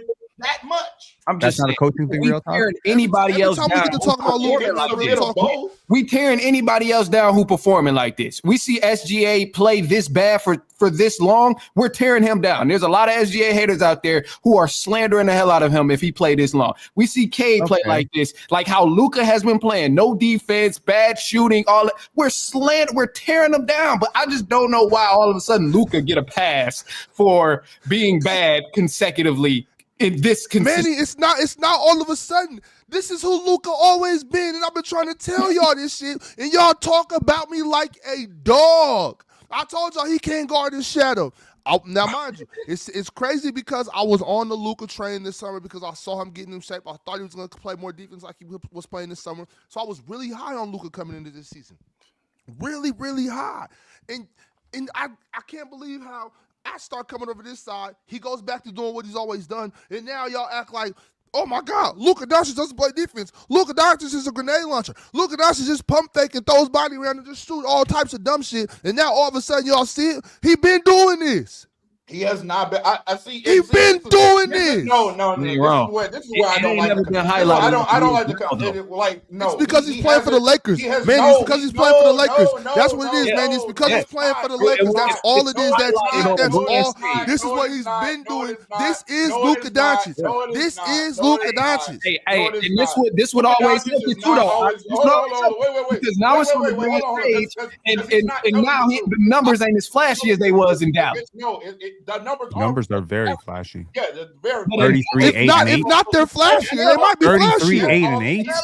They might be flashier. Hold on. They winning. Wait. Fellas, look. Hey, yo, we got 10 people yelling over each other. Real talk. Go ahead, real talk. He been a grenade launcher. He has not. Stop. He has not played like this. Otherwise, I would have been saying this like this. In 24, Luka Doncic was a damn near 40% 3-point shooter. He's not that right now. And even Morris already cooked you on this. He already cooked you on this. These numbers are trying to put up on false. Let me finish. Ox, you already said this shit and got cooked for it. Ox, let him finish. And we already heard this lie. Before that, in 24, he was a 38% 3-point shooter. He's nowhere near that right now. And then even before that, before 24, yes, the numbers are similar, but Luka Doncic applied way more rim pressure in the earlier years when he wasn't as good of a jump shooter. He's not doing that. He's not getting to the basket like he was when he was a worse 3-point shooter. Then how's he getting to the line so that's the difference. And when you can't beat your man off the dribble, beat your man off the dribble consistently and get 2 feet in the paint as consistent as he used to, or get right to the rim, that also hurts your passing and playmaking. I don't think he's as good of a playmaker as he used to be either. He's always been a grenade launcher. Real talk. What Real Talk is doing is taking a page out of Penn's book. Real Talk just took a page out of Penn's book and just went straight to percentages because the numbers, the actual number isn't as big of a gap as y'all wanted to think it is. He's saying percentages because it really Luka's missing 2 more threes every 3 games than he was the other season. Like that, how big of a deal is that? Shooting 38% from 3 and 32 is a big difference. What are you talking about? It might have dropped a little bit more recently, but you were on this previous to that. previous to that when the number was not that big of a difference. And this is the Luka Doncic we've always seen. This is the Luka Doncic we've always seen. But I think that what we're arguing. He made one more three a game all of a sudden. What we're arguing isn't the biggest problem here. To Penn's point. So Penn, just so you know, in the last 9 games, Luka is averaging 10 free throws a game. So he's getting to the strike. But he's also averaging over 5 turnovers a game. That's number one. He is turning the ball over a lot. You said in the last 5 games? That's not that in the last 9 I just went back 9 games. He's averaging. But the talent, there's a talent issue here, right? Like, no. And I was 100% getting to that real talk. I mean, I was 100% getting to that, Pen. Real talk. I'm gonna give you a name of some players. Russell Westbrook in his prime. Malik Monk, Anthony Edwards, this kid that plays for Philly, VJ Edgecombe. Let's see, DeAndre Ayton, not DeAndre Ayton. See, DeAndre Jordan. Sure. Have there ever been motor questions with these guys? No. And the reason why there's never been motor questions with these guys is because those are the guys who run fast and jump high. This is what they do. So you never got to question their effort. The reason why JJ Redick has such a problem with motor guys because he doesn't have any. That's the biggest problem that we have right now. He doesn't have any motor guys. There were motor questions with Vince Carter, and he ran faster than anybody and jumped higher than anybody. I don't ever remember hearing a motor question with Vince Carter, ever. I don't ever remember hearing a question about Vince Carter's motor. I promise you there were. I might have heard. That's not Chill's point, though. Chill's point is it's not so much motor as it is just athleticism. Okay, they don't have. Where the guys on the crew run fast and jump high? Where are those guys at? No, you're right. Have Adou is the only one. And because we don't have them, that's where the effort comes in. Because those guys, you never have to question their effort because they run fast and they jump high. That's what they do at the base level. With the Los Angeles Lakers, I think if I'm not mistaken, real talk, and you can fact check me on this, as of today, I think that they're 15th or 16th in the league in offense with LeBron James, with Austin Reeves, and Luka. That's not good. That's awful. They're 7th in offense. So they've been 15th this month. In the month of December, they've been the 15th best offense and the 29th best defense. Terrible. In the month of December. Terrible. So second to last in defense and a mid offense. And when I see to your point when you're talking about when I see to your point when you're talking about Luka, when I see a guy like DeAndre Ayton who takes 8 shots yesterday, who was actually good in the pick and dive, who was good in the pick and pop, he was good last night in that. He only takes 8 shots. Real ox. If I got my big fella taking 8 shots and he makes 5 of them, why am I not going to him more? What's the problem? I watched him play against Phoenix. He took 11 shots. Ox only missed 1 time. Why am I not going to my big fella more? Why is my lead guard shooting step back threes? He's shooting 12, 13 threes when my big guy got it going. Why am I not involving him in the offense more? What's going on here? I mean, that's to me, that sounds simple. I need to get this guy more involved in the game. This team sucks. They have one-way players. They're not athletic. They're not young. There's just not a cohesive team.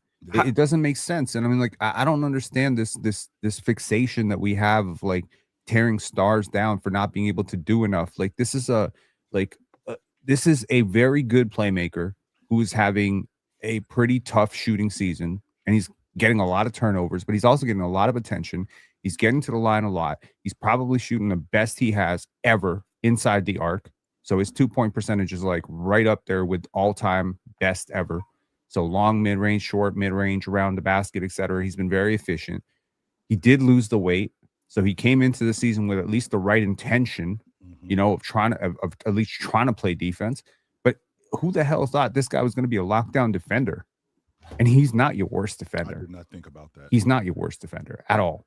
Okay, you got plenty of defensive liabilities. You got tons of offensive liabilities. Why do you always do this when it comes to Luka and his defense? He has been terrible defensively, and he is arguably our worst defender. I just want to know how the conversation always turns. The conversation go from, the Lakers are going to be so good, but every time we get to this point this year, it's always, we don't have enough. We don't have enough. Now name somebody who said that. LeBron and Luka. Name somebody who said that at one point. Okay, Ox. Thank you for the honesty. Bron and Luka at one point, must see TV. They about to go win the fun. They're gonna do that. Bron and Luka, oh my God, Luka lost weight. Why does this happen? And then we get to this year. Anybody with some sense, January, and this is what the conversation is. Oh, Lakers ain't got enough, man. Lakers, oh man, I know Bron and Luka, but they and now these guys are playing bad. And it's everybody else around them it's them in particular. They're not doing their job as leaders on the team and rallying the guys and just being good leaders on the team and also playing good themselves. They're not playing who's the fourth starting level player on this team? Go ahead. Who's the fourth starting level player on this team? I know LeBron's a starter. I know Austin Reeves a starter. There are teams out there. Hold on, because I'm not going to let you get off the hook with this because you a Detroit Pistons fan. Y'all got about 6 or 7 starting level players on your team. 6 or 7. Now Pistons is extremely deep, but early on in the year, I've been saying this. Hold up. I've been on this train. I've been on this train for 2 years. I've been on this train for 2 years. Y'all have a very deep team. Y'all have Beef Stew coming off the bench. He would be the best center on the Lakers right now. 100%. He is better than DeAndre Ayton. I was told Beef Stew don't do enough. Any big man that plays with any type of he's physicality a good defender, is better and than he can stretch. And he can stretch the floor. Real talk, you're a Lakers fan. Would you rather have Beef Stew? Didn't lose that game. Absolutely. Thank you. Lose that game because of the starting five. Just because he'd rather have him don't mean that he's better. Look, this is the DeAndre whole thing Ayton about is one the of the softest players in the league. The Lakers lose 4 or 5 games, and they're still a game and a half behind the third in the West. Okay, I just don't understand why we're talking shit about Luka Doncic. This is a part of basketball. Not only is the game of runs, but the season is a game of runs. They go on a little skid, and now y'all panicking. I told y'all the Lakers. Now what happens in January when they have a stretch where they go 10-2 and then they're back in the second, third seed? Are y'all going to still be on this? Same thing. I've been saying the same thing since before the season started. I have been saying that this team is not that good since the preseason. Okay. That's fine. You can keep saying that. Can we have a productive conversation instead of this reductive conversation? Productive conversation. Let's figure out how to fix it. I know. Well, that's not our job. It's not our job to fix it. We're talking about what we're seeing. I want the Pistons. We're talking about what we're seeing. What I'm saying is this happens up and down. So, but then when it starts to look bad, y'all start saying, "See, I was right." But then when it starts to look good, y'all say, "Well, it just looks better than it really is." I guess I would like to hear what Real Talk has to say about what's wrong with his team. Because that's why we're here, right? As opposed to this bullshit narrative about Luka being trash. Like I would like to hear from Real Talk how to fix his team. Like that's what I would like to hear. I'm not the host, but I would like to hear from Real Talk. Like, what's wrong with y'all team? Like, is it that y'all need a center? Is it you need rim runners? Is it you need athletic defenders? You need an upgrade? You need more shooters? Like, what do you need? Because I don't think that a team with Austin Reeves and Luka Doncic should be a bad team because these are 2 of the 20 best players in the league. And just so you know, Penn, if they beat Detroit last night, they're in 4th place. It's not like they're at the bottom of the Western Conference. This team isn't awful. Right. And chill. Don't forget the fact that their second best player this year wasn't playing last night. So he's been out for quite a while. Come on, right? Why? Real talk. Relax, dog. Relax. You are having an emotional outburst, right? You're acting like Swiper right now. Real talk. Look in your screen right now. Look at your box on the screen right now. You're acting like Swiper right now. Relax, brother. Relax. You guys have a good team. You do, whether you want to admit it or not. You have a good team. Wait a minute, Real Talk. You have a good team. You guys have a good team. We have a mid-team who has superstar players on the then team. You have a good team. If you have a mid-team with superstar players, they lift you to a good team. No, that's not how that Luka Doncic makes you guys better than what you probably would be. It is how it works. We've seen superstars carry. Luka has carry ability. No. Yes, he does. No, it does not. How doesn't he? So why does Luka not have carry ability? That's not Real Talk's point. But that's my point. That's my point. Okay, cool. That is your opinion. in my opinion, to anybody with half of a brain, we understand that you can have a very mid roster, you can have a few great players, and now y'all are winning games and have a record y'all really have no business having. And also, having a great record doesn't make the team great. Nobody thought in 2009 those Cavs teams were great. I knew they was because cool, they were winning 66 games because they had fucking and yet every year they went deep in the playoffs. And yet every year they went deep in the playoffs. Ron, and yet every single year they went deep in the playoffs. What am I wrong about? Time out. What wrong did I say? I never said this team was going to win the championship. I never said that this was the best team in the league. I said, hold on, wait.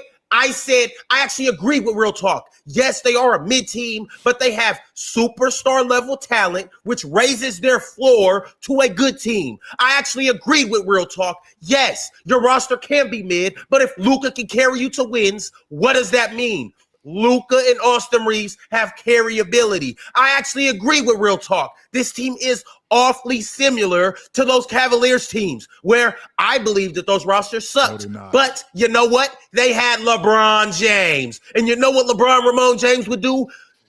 Year after year after year, carry that team to a championship. Not a championship, to the finals. Carry that team to the Eastern Conference Finals. LeBron, do I believe that Luka can do that? Do I believe that Luka can get a first-round win series? Yes. Do I believe that Luka and Austin Reeves can win a second-round series against, let's say, if they play the Wolves? Do I believe they can do it? Yes, because I believe in Luka Doncic that much. When it comes playoff time, Luka is that much of a problem. Ron, look at your screen. You're having a real swiper moment right now where you just yapping in circles. All right, now you have your swiper moment. No, chill. No, let's let him have his swiper moment. Now you get the yapping. Okay. This team, in terms of SRS, in terms of schedule adjusted, is 16th in the league. They are the 25th ranked defense. No team that is serious in the NBA is 25th in defense. Real Talk, who watches this team every single day and presumably has title aspirations, is correctly pointing out that this team is not serious and this team has major holes. And Lakers fans, hold up. That's what you don't get because you're a fan of a poverty franchise. You don't get it. Being a Laker fan, yeah. Who? Because what poverty franchise? Go ahead. You a fan of all poverty franchises? Indiana, Atlanta, Milwaukee. You just love them all. And Toronto, and now Toronto. That's my new team because of you. Matter of fact, let me go. We don't want you. Okay. So what I'm saying is, when you're a Laker fan, every single year is measured on championships. We close to a championship, not close to a championship. Not close to a championship, go trade for a championship player. This is why a lot of people hate Laker fans. But this is the reality of being a Laker fan. You are not content with first round exits and 45 wins, 48 wins. We're like, are we serious about the championship? Here's the thing. But what does that take away from what I said about them being a good team and then being able to win a playoff series? I never said. That's what I'm saying. I never said. Look, hey, Penn. But what he's doing it. What Penn is doing is he's trying to make Real Talk's point. I know that, Chill. But the point that I'm trying to make, I'm trying to get Real Talk. So, Penn, we know Real Talk is a delusional Lakers fan like the rest of them. The point I'm trying to make is he's right.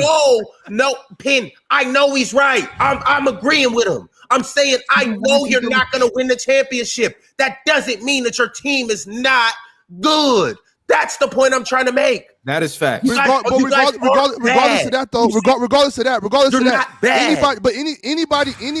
anybody with any brain cells, with a quarter of a brain, will understand that you're gonna lose 4 or 5 games when you don't got your 26 point per game player out there.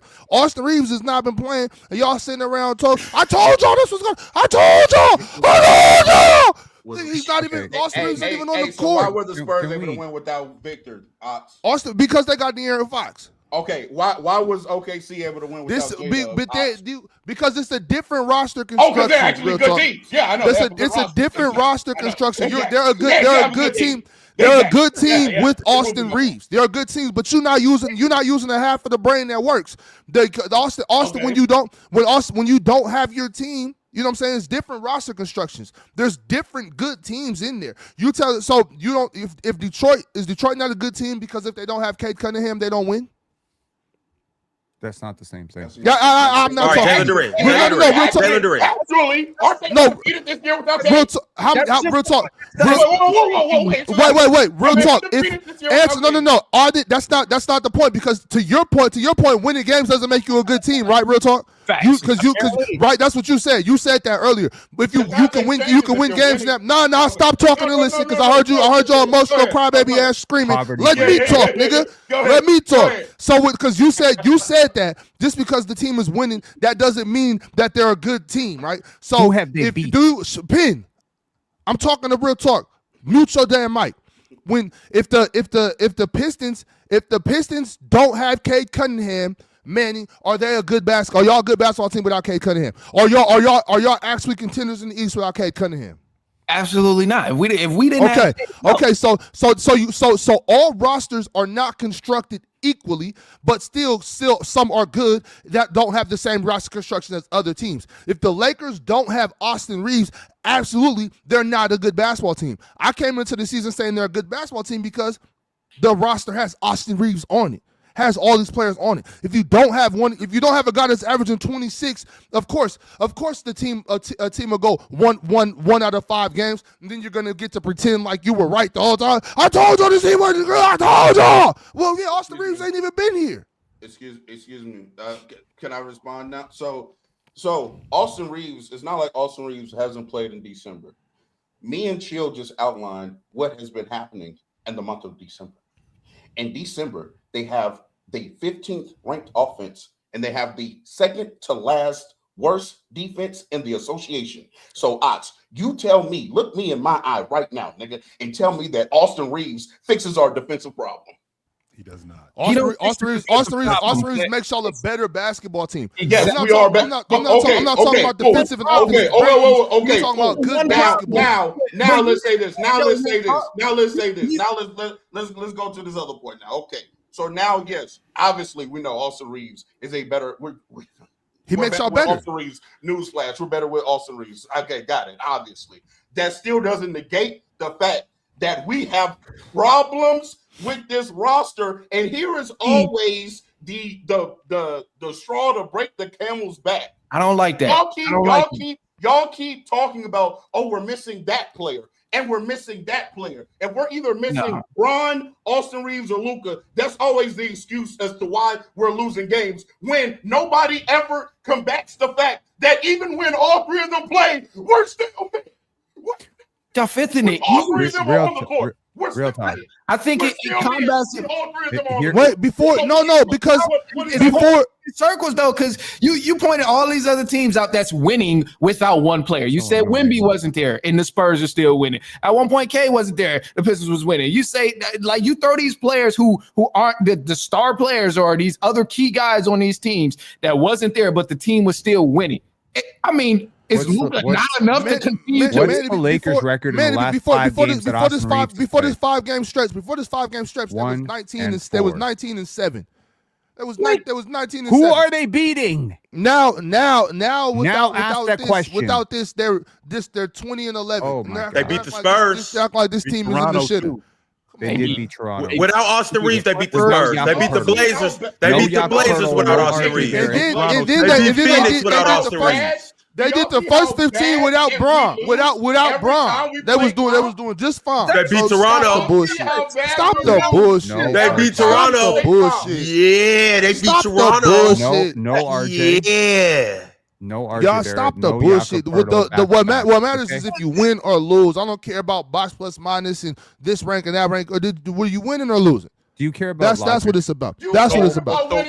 It's about winning or losing. Do you care about logic? It's about winning or losing. Okay, so if it only matters when y'all come up here and want to talk some bullshit. It's about winning or losing. That's what it's about, man. Y'all cut that hold on, right quick, fellas. Hold on, real talk, fellas. We have somewhere that we have to go. We have to get there soon. Real talk, y'all live and die off basketball. I'm gonna let you guys get these takes off. Y'all can't eat off basketball all the time. Man, that shit is not sustainable. It's not good for you. Stop eating that shit. So if we can't go ahead, real talk. LeRon, let me ask you something. There was one particular fella right, with dreads, who came up here every damn day talking about OKC's strength of schedule. But now all of a sudden, it's just about winning and losing. That's not true. That's not true. That's not true. Every time I wanted to discredit OKC, as a matter of fact, I remember a segment in a video. I remember a segment in a video when Ron said that OKC has a historic start to the season. I was like, historic? And Ron was like, yeah, they were 24-1. It's quite literally historic. And I was like, bro, strength of schedule. They have the worst schedule in the league. Why was I bringing that up? Real talk. Why was I bringing that up? Why was I bringing it up? Don't tell half the story. Don't tell half the story because I brought it up because Swiper and Penn was bringing it up. I'm like, how come we could talk about this strength of schedule, but y'all ignore their strength of schedule? Tell the whole story, nigga. Don't keep trying to pussyfoot around. Tell the whole story. Bring the whole meal. Bring the whole meal. Nah, you know that's not true. What happened? Swiper was talking about the Denver Nuggets. Penn was talking about, I can't remember what team. I'm like, well, hold on though. Y'all was just praising y'all because it was in the same show. Y'all was praising the OKC, right? Shitting on the Kings, praising OKC, but then when it came to their teams, they want to start talking about strength of schedule, right? And I simply was bringing up the point where the Kings had the hardest strength of schedule and the OKC Thunder had the easiest strength of schedule. How come y'all not going to talk about that? If you're going to bring it all. Don't just talk about half of it, which is something that all of y'all keep doing. I want y'all to tell the whole story. When I'm right, when I'm wrong, I want to talk about it. Y'all only want to talk about the good shit. That y'all only put out highlight tapes. That's y'all some highlight narrative ass merchants. Y'all don't want to talk about the good and the bad. Y'all only want to talk about the good. And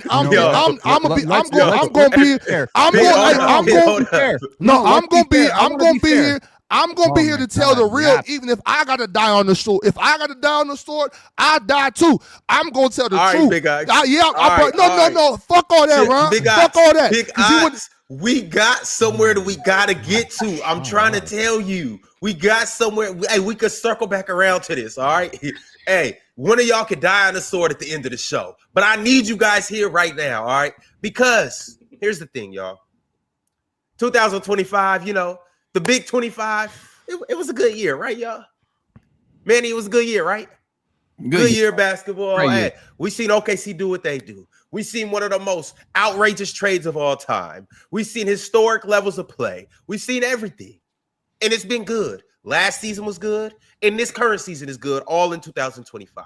We seen a historic playoff run from the Indiana Pacers. We seen all types of things. We seen Cooper Flagg kind of live up to his name so far. We've seen all types of things. Now, we're leaving the big 25, and we're heading into the fabulous 2026. But chill, we can't do that without looking back to our top 10 moments of 2025. Y'all, I told y'all we got somewhere to be. And before we do anything else, I gotta walk the chat through our top 10 most viral videos of 2025. So we're going to get into that right here, right now. Like the video, subscribe, comment, do everything you need to do. But as of right now, turn the volume up because we about to jump into our top 10 videos. This is the first video by way of Damo and Ox. You guys, let me know if you can hear this.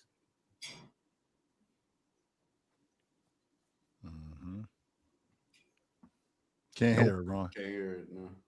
Touch the volume, bro. From the top. From the top. Can Ron hear us? I don't think Ron can hear us. Y'all can't hear that? Nope. No, we can't. Can you hear us? No, we can't hear it? No. Chat, can you guys hear it? No. They can't hear it either. All right, hold up. I got you guys. I'm on really bald-headed now. That shit crazy. I'm going to start it from the top, y'all. Yo, chill. Yes, sir. Chill. Yes, sir. All right, cool. This should be good. All right, let me know if y'all can hear this. You're saying Jokic would not get any of that off back then. You said he would not get this stuff off back then, right? Yes, Dahmer, but do you know what I mean by that? When I say that, I mean he wouldn't be coming up here averaging 32, 14, and 12. That's what I'm saying. I agree. He'll be averaging 43, 19, and 15. You going this way with it? I disagree. I'm going out there with it.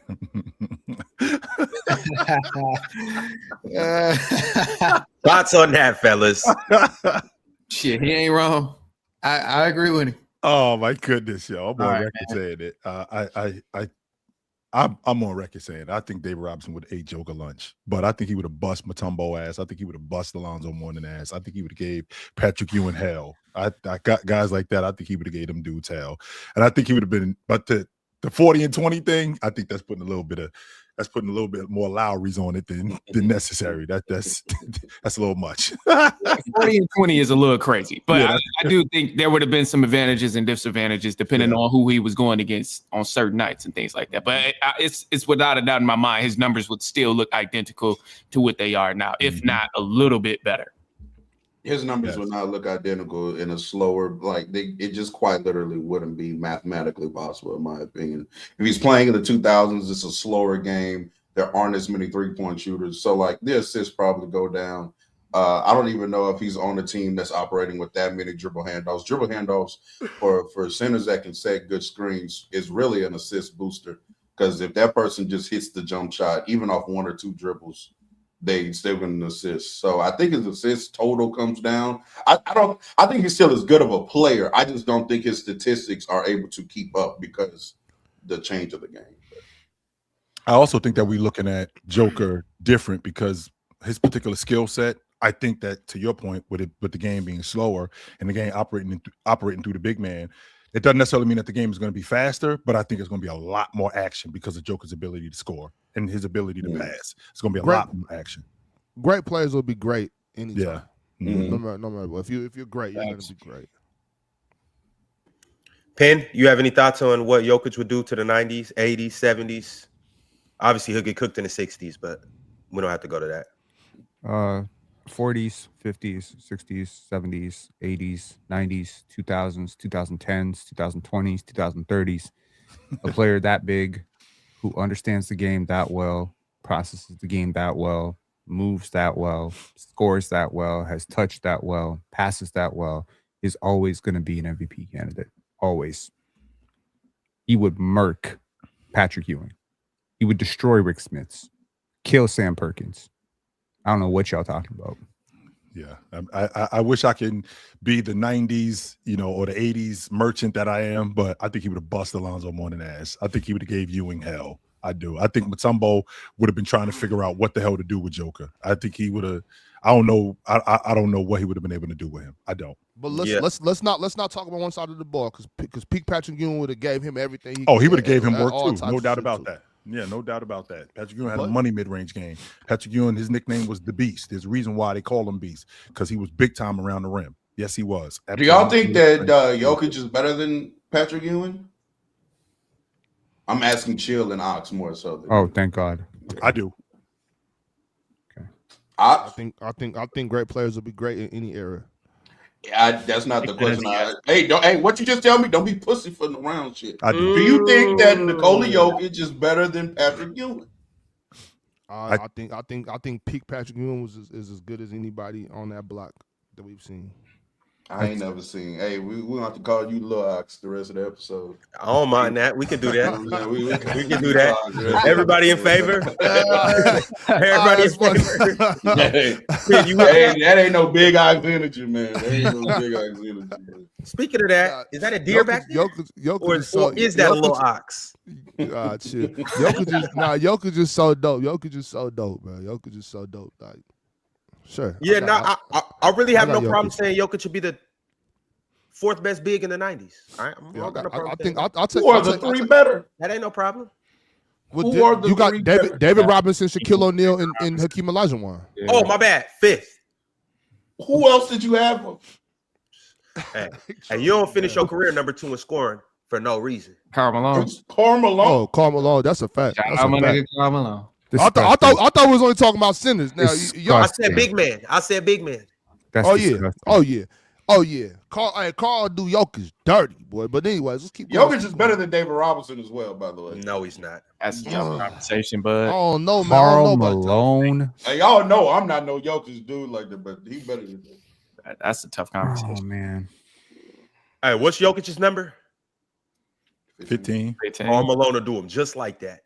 All right, on to the next clip, y'all. Let's get to it. It is from Chilltown. Let's see exactly what was said in this clip. Oh man. Has gotten his players to make the All-Star team. Olajuwon didn't get Eddie Smith to make the All-Star team. Steph made Draymond's on stuff, but you know. Facts. Steph got Draymond out here thinking he better than Kenyon Martin. Acting different. You know what Draymond got Steph? And do you know what Draymond got Steph? All y'all dudes do. That's a good question. Draymond got Steph a dynasty. He got Steph a dynasty. Draymond is so clearly better than Kenyon Martin. I'm sitting around asking him. What you talking about? Draymond gave Steph a dynasty. Wow.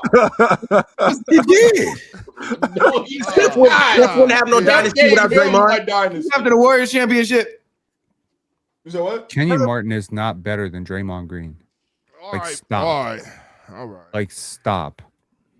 Jeez. Depends on what we're talking about. What aspect we looking at it at, man. What aspect? What aspect is he better at? That's what they want to talk about. At basketball, Draymond He a better Green passer? He better defender? He's not better than Kenyon Martin at basketball. Kenyon Martin, super freak athlete, had a money mid-range game, punching on anybody. Mid-range game. Yeah, he had a really good mid-range He game. was nice. No, he did not. Yes, he had a really good. And he was a hell of a defender. Nostalgia is a hell of a drug. At that left elbow, of all the places that I remember Kenyon Martin, at that left elbow, he can knock down that mid-range jump shot. He was really good. Do y'all remember how good of a defender Kenyon Martin was? Yeah, you comparing him to Draymond Green. So I think Draymond was a better defender than him. Draymond was definitely a better defender than him. Yeah. And I think Albert Einstein's smarter than me. We can all say revolutionary shit. What are we doing here? No. What? Smarter than me.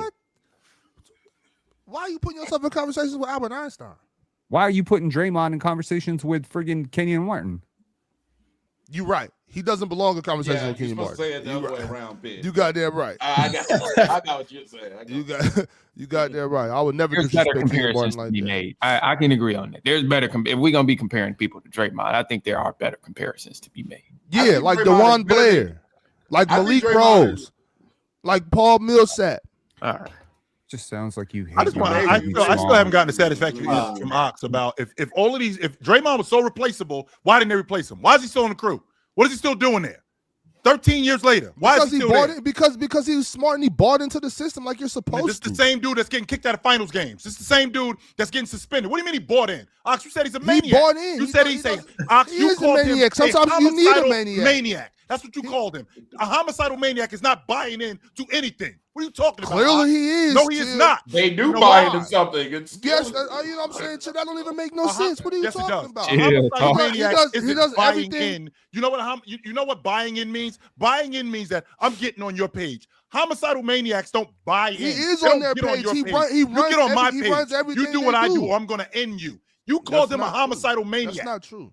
First of all, I didn't call him a homicidal maniac. I said he attempted to murder people on live. Homicidal maniac, real talk. What the hell? That's the very definition of a homicidal maniac. No, what are you doing? It's not. Draymond is the most expensive backpack I've ever seen in my life.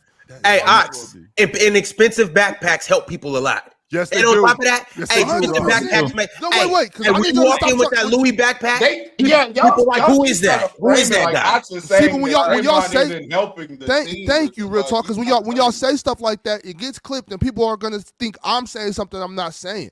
Y'all are making it seem like I'm saying like he didn't help the squad, like he's not super important to the franchise. I never said that. I'm thinking. We just talking about basketball. Basketball. I always say that, Chill. I'd rather have a 3-star that buys in than a 5-star that thinks they run the show. All I'm saying is buying into a system. You'd rather is how have you Draymond win. than Kenyon. Buying into a system is how you win basketball games. So all I'm saying is that's what it's about. Hey, Shout out to Draymond. Chill, real talk. You know how at the end of the year, when a quarterback wins MVP, they buy their O-line new cars, new watches, new whatever. Steph Curry needs to buy Draymond whatever he wants when he retires. I don't care if it's a house. I don't care if it's the Lambo. I don't care if it's a vacation trip. Whatever it is, whatever that boy wants, a chain, whatever it is. If we're doing the somebody owes somebody something because you were on the team, Draymond owes Steph half of his career earnings. Here we go. If we're doing that, it's 60%. Both ways, though. Both ways. It doesn't go both ways equally. How does Steph Curry is clearly the most important player to Golden State? Clearly, it's not even a question.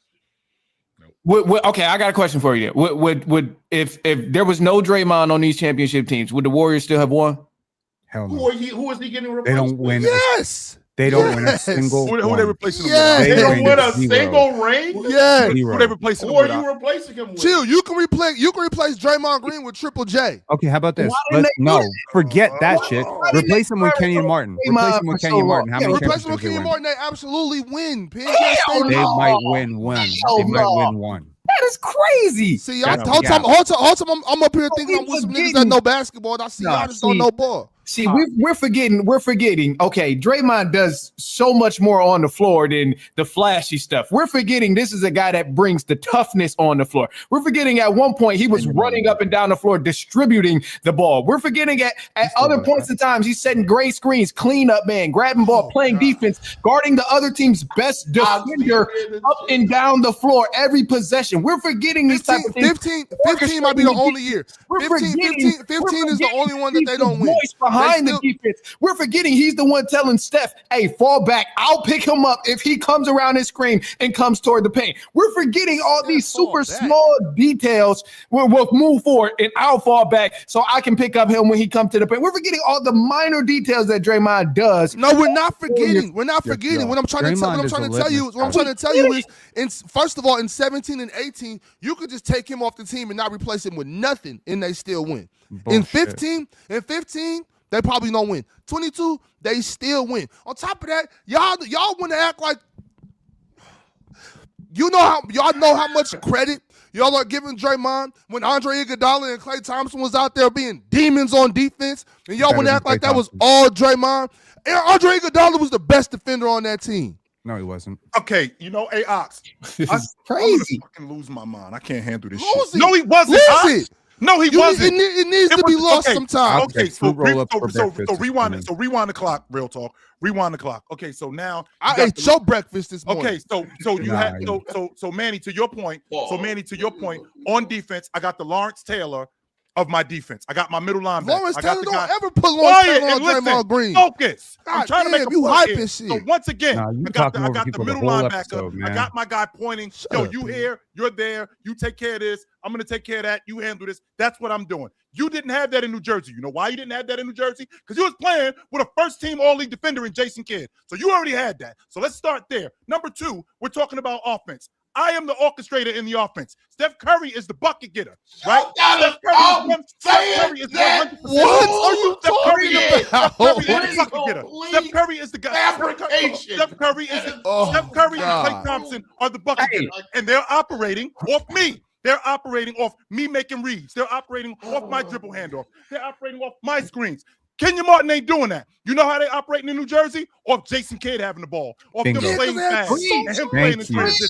That's what they real were ball knowing here. Again. So once again, Ox, that's not proving anything. It's proving everything. You're telling me that Kenyon Martin, you said Kenyon Martin didn't do this because they had Jason Kidd. Kenyon Martin couldn't nobody, Draymond Green, if Draymond Green had Jason Kidd over there, he wouldn't be doing none of that shit either because they have Jason Kidd. Like, I don't understand what you're trying to prove by that. That's true. What are you even saying? And I'm going to explain that to you, Ox. You just said it. There is no explanation. Yes, it is 100% the explanation. No, there's not. You can't explain that. Let me tell you why I can explain it. The reason why they have Jason Kidd, because they didn't have because he was the best point guard in the NBA. So if Draymond Green is on the... you're telling me if you got Draymond Green, you get rid of Jason Kidd? You know why? Because I got Steph Curry. Focus, Ox. I'm focused. No, you're not. I already got... I don't need Jason Kidd. You're losing it right now, Chill. You're losing it. Because I got Steph Curry. Because I got Klay Thompson. I don't need Jason Kidd. This is the quarterback of my offense. They couldn't have Jason Kidd. There was no Jason Kidd. Did you just say we don't need Jason Kidd because we got Draymond Green? Yeah, that's why I got that. And I got Steph Curry. And I got Steph Curry. All right, fellas. We got it. Hey. No, why? Because Draymond Green doesn't do anything. anything. Draymond Green doesn't do anything that Jason Kidd does at close to that level. Nowhere near. Draymond Green could never fill in for anything Jason Kidd ever did in his career. Never. All right, Big Ox. All right, Never. y'all. We got it. I got. I thought he was Little Ox for the rest of the episode. Never. Oh, that's right. That's right. My bad. But either way it goes, y'all, we got to get to the next clip. Speaking of the Dynasty Warriors, I got another good one for y'all. Is Giannis better than KD all time? No. Better or greater? What does the greater thing mean to you, Damo? Greater weighs in way more about accomplishments and accolades, which a lot of people don't care about. Better to me is simply just who's the better basketball player. Kevin Durant is far better than Giannis, but I will value the MVP, I will value the defensive accolades, and most importantly, he actually has real rings. KD got rings that are more Mickey than the Disney rings LeBron got. Thoughts? Winning questions, concerns? Winning is winning. I never understood this better and greater thing. Like most of these guys that have played at a high level, Tracy McGrady, Kobe Bryant, all of these guys have had an opportunity to win because they've had the personnel around them to win. That has always happened. What I'm doing is when I say greater, what I'm doing is I'm penalizing a guy who was awesome on a team where you gave me the necessary things to win. When I gave you the necessary things to win, you didn't win. But what you want to do is mask it and say, well, I'm still a better basketball player than you. No, those two things don't make sense to me. KD's an awesome basketball player. Awesome. He 100% is awesome. Wait, hasn't Ox discredited the rings that KD got in Golden State before? Nobody cares. I don't discredit him. Because I'm going back to his winning point, right? If winning is winning, then we shouldn't discredit KD's rings, right? No, you should not discredit wins. It's one thing to say like Giannis's ring might be a little bit more difficult, Dirk's ring might be a little bit more difficult, but that comes down to like who did you face, what injury luck did you have? But luck always plays a part into it. I'm tired of thinking like, oh, this guy didn't go, like if my franchise is amazing at drafting, right? Like OKC is amazing at drafting, right? OKC is amazing at development. OKC is amazingly run. So maybe they don't need a Kevin Durant to come there because they drafted him. You know what I mean? But like if you're OKC 10 years ago, cheap ass organization lets James Harden go. How's that Kevin Durant's fault? So if Kevin Durant decides to leave said cheap-ass organization because they wanted to duck the tax by letting go of a future league MVP, he's a bad guy now?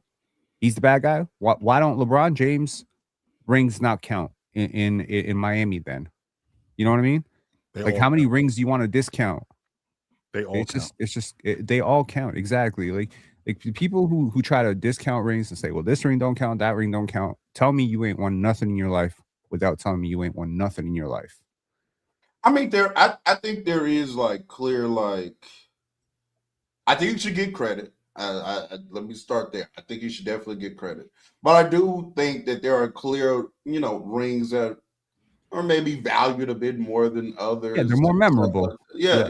I mean, stuff like that. The 04 championship, why is it so memorable? Because the Pistons didn't have a single considered top 10 guy, and they ended a dynasty. So it's remembered more. We talk about it a lot more. The 06 finals with Shaq and Wade beating Dirk. Why is it so remembered? Because Dirk choked. Like there's memorable elements to it. The 3-1 comeback for LeBron. Why is it so memorable? Because he did it against a 73-win team. Yep. Won. And because he was down 3-1.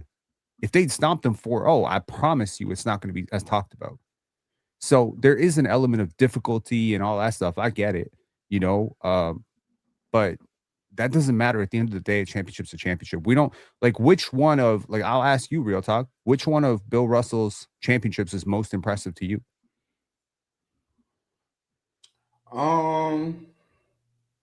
See, nobody thinks about that. Nobody cares. He got 11. I do. 69 for me. 69 is the most impressive to me. Why? Well, one, because in 68, they came back from being down 3-1. And then the next year, they were down again in the series and lost again. And this is an old team where the majority of those guys, that was Russ last year. Russ was ancient at that point.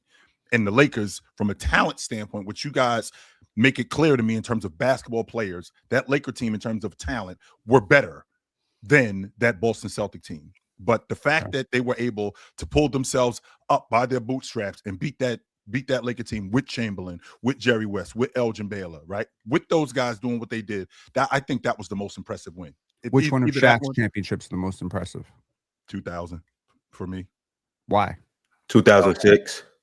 Not because he played the best. Obviously, he played the best in 2000, but why is that the most impressive? Well, 2000 was the most impressive for me, not just because he played the best, but to Ox's point, up until that point, nobody had really challenged Shaq to buy into what we're doing. Like the triangle offense was a completely different system, and it's not something that everybody picks up. We've seen guys struggle in the triangle. Gary Payton struggled in the triangle. Carmelo Anthony struggled in the triangle. For Shaq, that first year, this is the same group.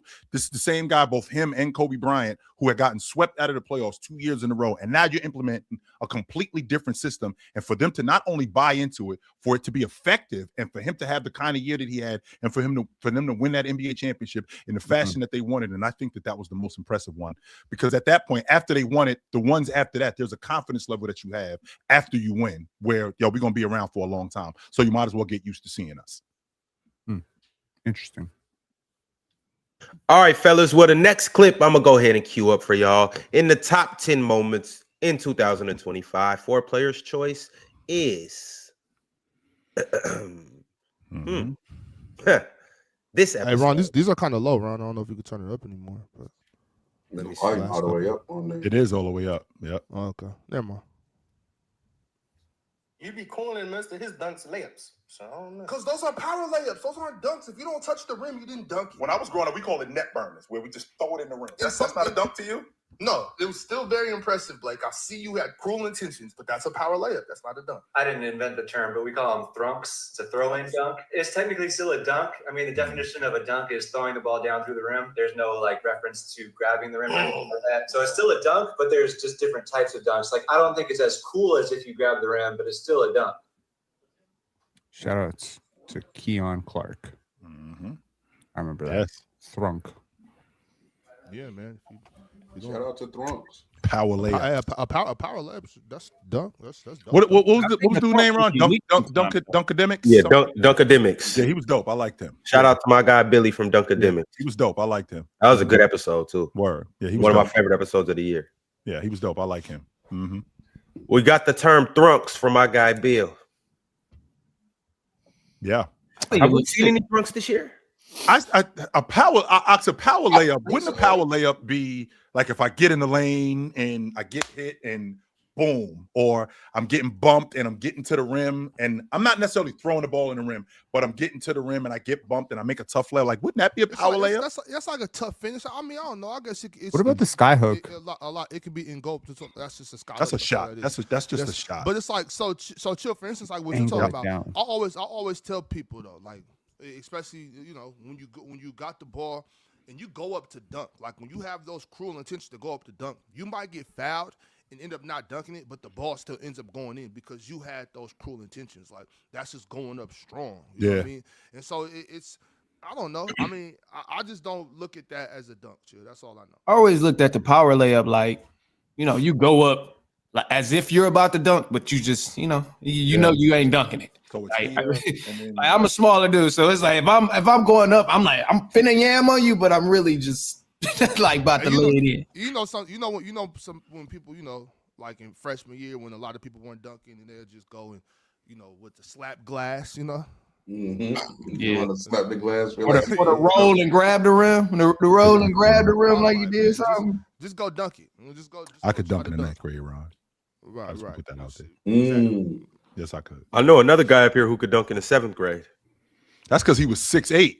DeMar DeRozan? No, you're not talking about me. I didn't dunk until summer. Ron, you was not dunking in 7th grade. I never said myself. It's another guy up here who hails from Colorado. Who swears he was dunking in the 7th grade. Swiper was not dunking nothing. Y'all have never heard of it. I don't believe Swiper can dunk right now. Saying that right? It might have been the 8th grade. He might have been the 8th grade. I might be I could dunk a volleyball in the 8th grade, but I can actually dunk. In the 8th grade, Swipe was probably like 5'8". He said he was dunking in eighth grade. He said he was dunking in Don't kill the grade. messenger. That's what he told us. So now this nigga Vince Carter. Hey, Jeff, am I lying? Okay. Yes. Dunked one time in my life.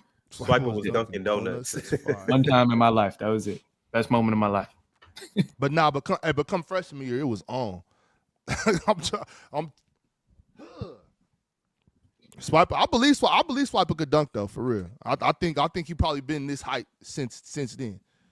Oh, you think he one of them like hit that Grossberg early and been that same height since? I've been the same height since grade 8. If Swiper could dunk now, he could dunk then. All right, so I'll believe it when I see him dunk All-Star Weekend. Yeah, no, facts. Definitely. Most of us are a little heavier now than we were in the 9th grade. So that head been heavy since he came out the womb. Boy had to grow into his head. Oh man! All right, the next clip we got Tim Duncan or let's see what it's about. Tim Duncan or Kobe? Whose career was better? Tim Duncan. I'm going Kobe. I'm saying that because on my list I got Tim Duncan at 4, and I've been really trying to get him to 3, and I got Kobe at 5. Right? I think I got Kobe at 5 or 6. I would have rather have Tim Duncan's career. Yeah, back-to-back league MVPs, never missed the playoffs, finals MVP. Never missed the playoffs. 1, 2, 3 times was the finals MVP. All-pro, 10 straight years. He was all-pro. Made the All-Star team. 15-time All-League defender. That's numero uno. 15? I thought it was like 9. No, 15 times he was an all-league defender. 15 times.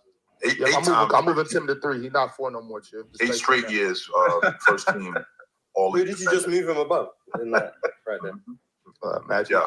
Oh. He's a part of the 20. I have Tim over Magic. He's part of the 25,000 point, 10,000 rebound club. So there you go. Yeah. Timmy. That was a hard watch for me because I'm a Kobe guy, but I understand it. And me being a guy who also likes good basketball, I have to respect it and go with Timmy. But I'm a Kobe guy. That was a hard watch, and I hate admitting it. Hey, real talk. Don't start with him, Ron. Don't start with him, Ron. Not a chance. Yeah, bro. I'm not. Look, if you're talking about like career accolades and stuff like that, I can see that, Tim Duncan maybe has some more, but like, who's a better player? I mean, that's a whole nother conversation, and that's not even a discussion. Kobe Bean is better than Tim Duncan. We all know this. It was never a conversation from 2000 or 2010. All of a sudden, after the fact, all of a sudden, it's a conversation. But it's cool. It's whatever. From 2000, Kobe is better than Tim. Is Luka better than Jokic? What? Is Luka better than Jokic? Is Luka better at basketball than Jokic is? By the same logic. That's no correlation at all. At all, whatsoever. Those are the question that Penn is asking is Luka better at basketball than four Jokic? completely different players. Their And archetypes of those 4 players, Tim Duncan's the best. Okay. No. What I'm trying to say is if Kobe is a better player than Tim Duncan, I'm assuming it's largely because of shot creation. Right? Yeah. Jokic can shot create. It's not defense. It's not rings. What the fuck is it then? It's shot creation. Why can't it be defense? It's a better basketball player. But why can't it be defense though? Like let's not act like Kobe don't got a ton of first team all defenses over there too, just like Tim Duncan. I might not have as many, but I got it. Yes, okay, that's true, Ron. But who's a better defender? Tim Duncan. Tim Duncan is a way better defender. It depends what you value. It depends on what you need. It depends on what you need in that conversation. I want to fight. I don't even want to talk no more, bro. I want to fight now. Bro. I want to fight. We ain't about to sit up here and act like we didn't get busy on the defensive end, man. I don't know. Take my glasses off, Box. I'm just saying, man. I just want to scrap now. I'm tired of this. Tired of what? So you want all of us to bow down and just say Tim Duncan was better than Kobe when we're having a defense conversation, right? At that point, we're having a defense conversation, and you're gonna try to pretend like Kobe Bryant is in the Tim Duncan conversation of defense. I think is just that's crazy. But the separation for me is Kobe is just a substantially better offensive player than Tim Duncan. Well, that's okay. So hold on. That's my point. And you got an elite defensive level. Substantially better. He's not substantially more efficient. So he's a better offensive player than Tim. He's not okay. So it's volume and shot creation. Is that what I'm getting? Right. He's a better scorer. He's a better passer. He's a better playmaker. He's a better free throw shooter. He's a better offensive player. don't know. What else do you? He's saying all things offense. Is he a better? Kobe's He's not better on the block. I think he's better around the rim. He's not supposed to be. That's like me saying it's a battle war. Kobe had me. Even then, we can. Kobe had block work actually. Exactly. If not better. Well, the percentages would tell you that Tim Duncan was a substantially more efficient player. He's a big man. He's shooting from the rim way more than Kobe has ever shot. And this is in the 2000s when big men actually played like big men. But let's not act like Tim Duncan didn't take jump shots. Tim Duncan had that mid-range shot. Nobody said he's not a. He's Ronald. Is Tim Duncan as good of an offensive player as Kobe Bryant? I think it's close. No. Keep going. No. On the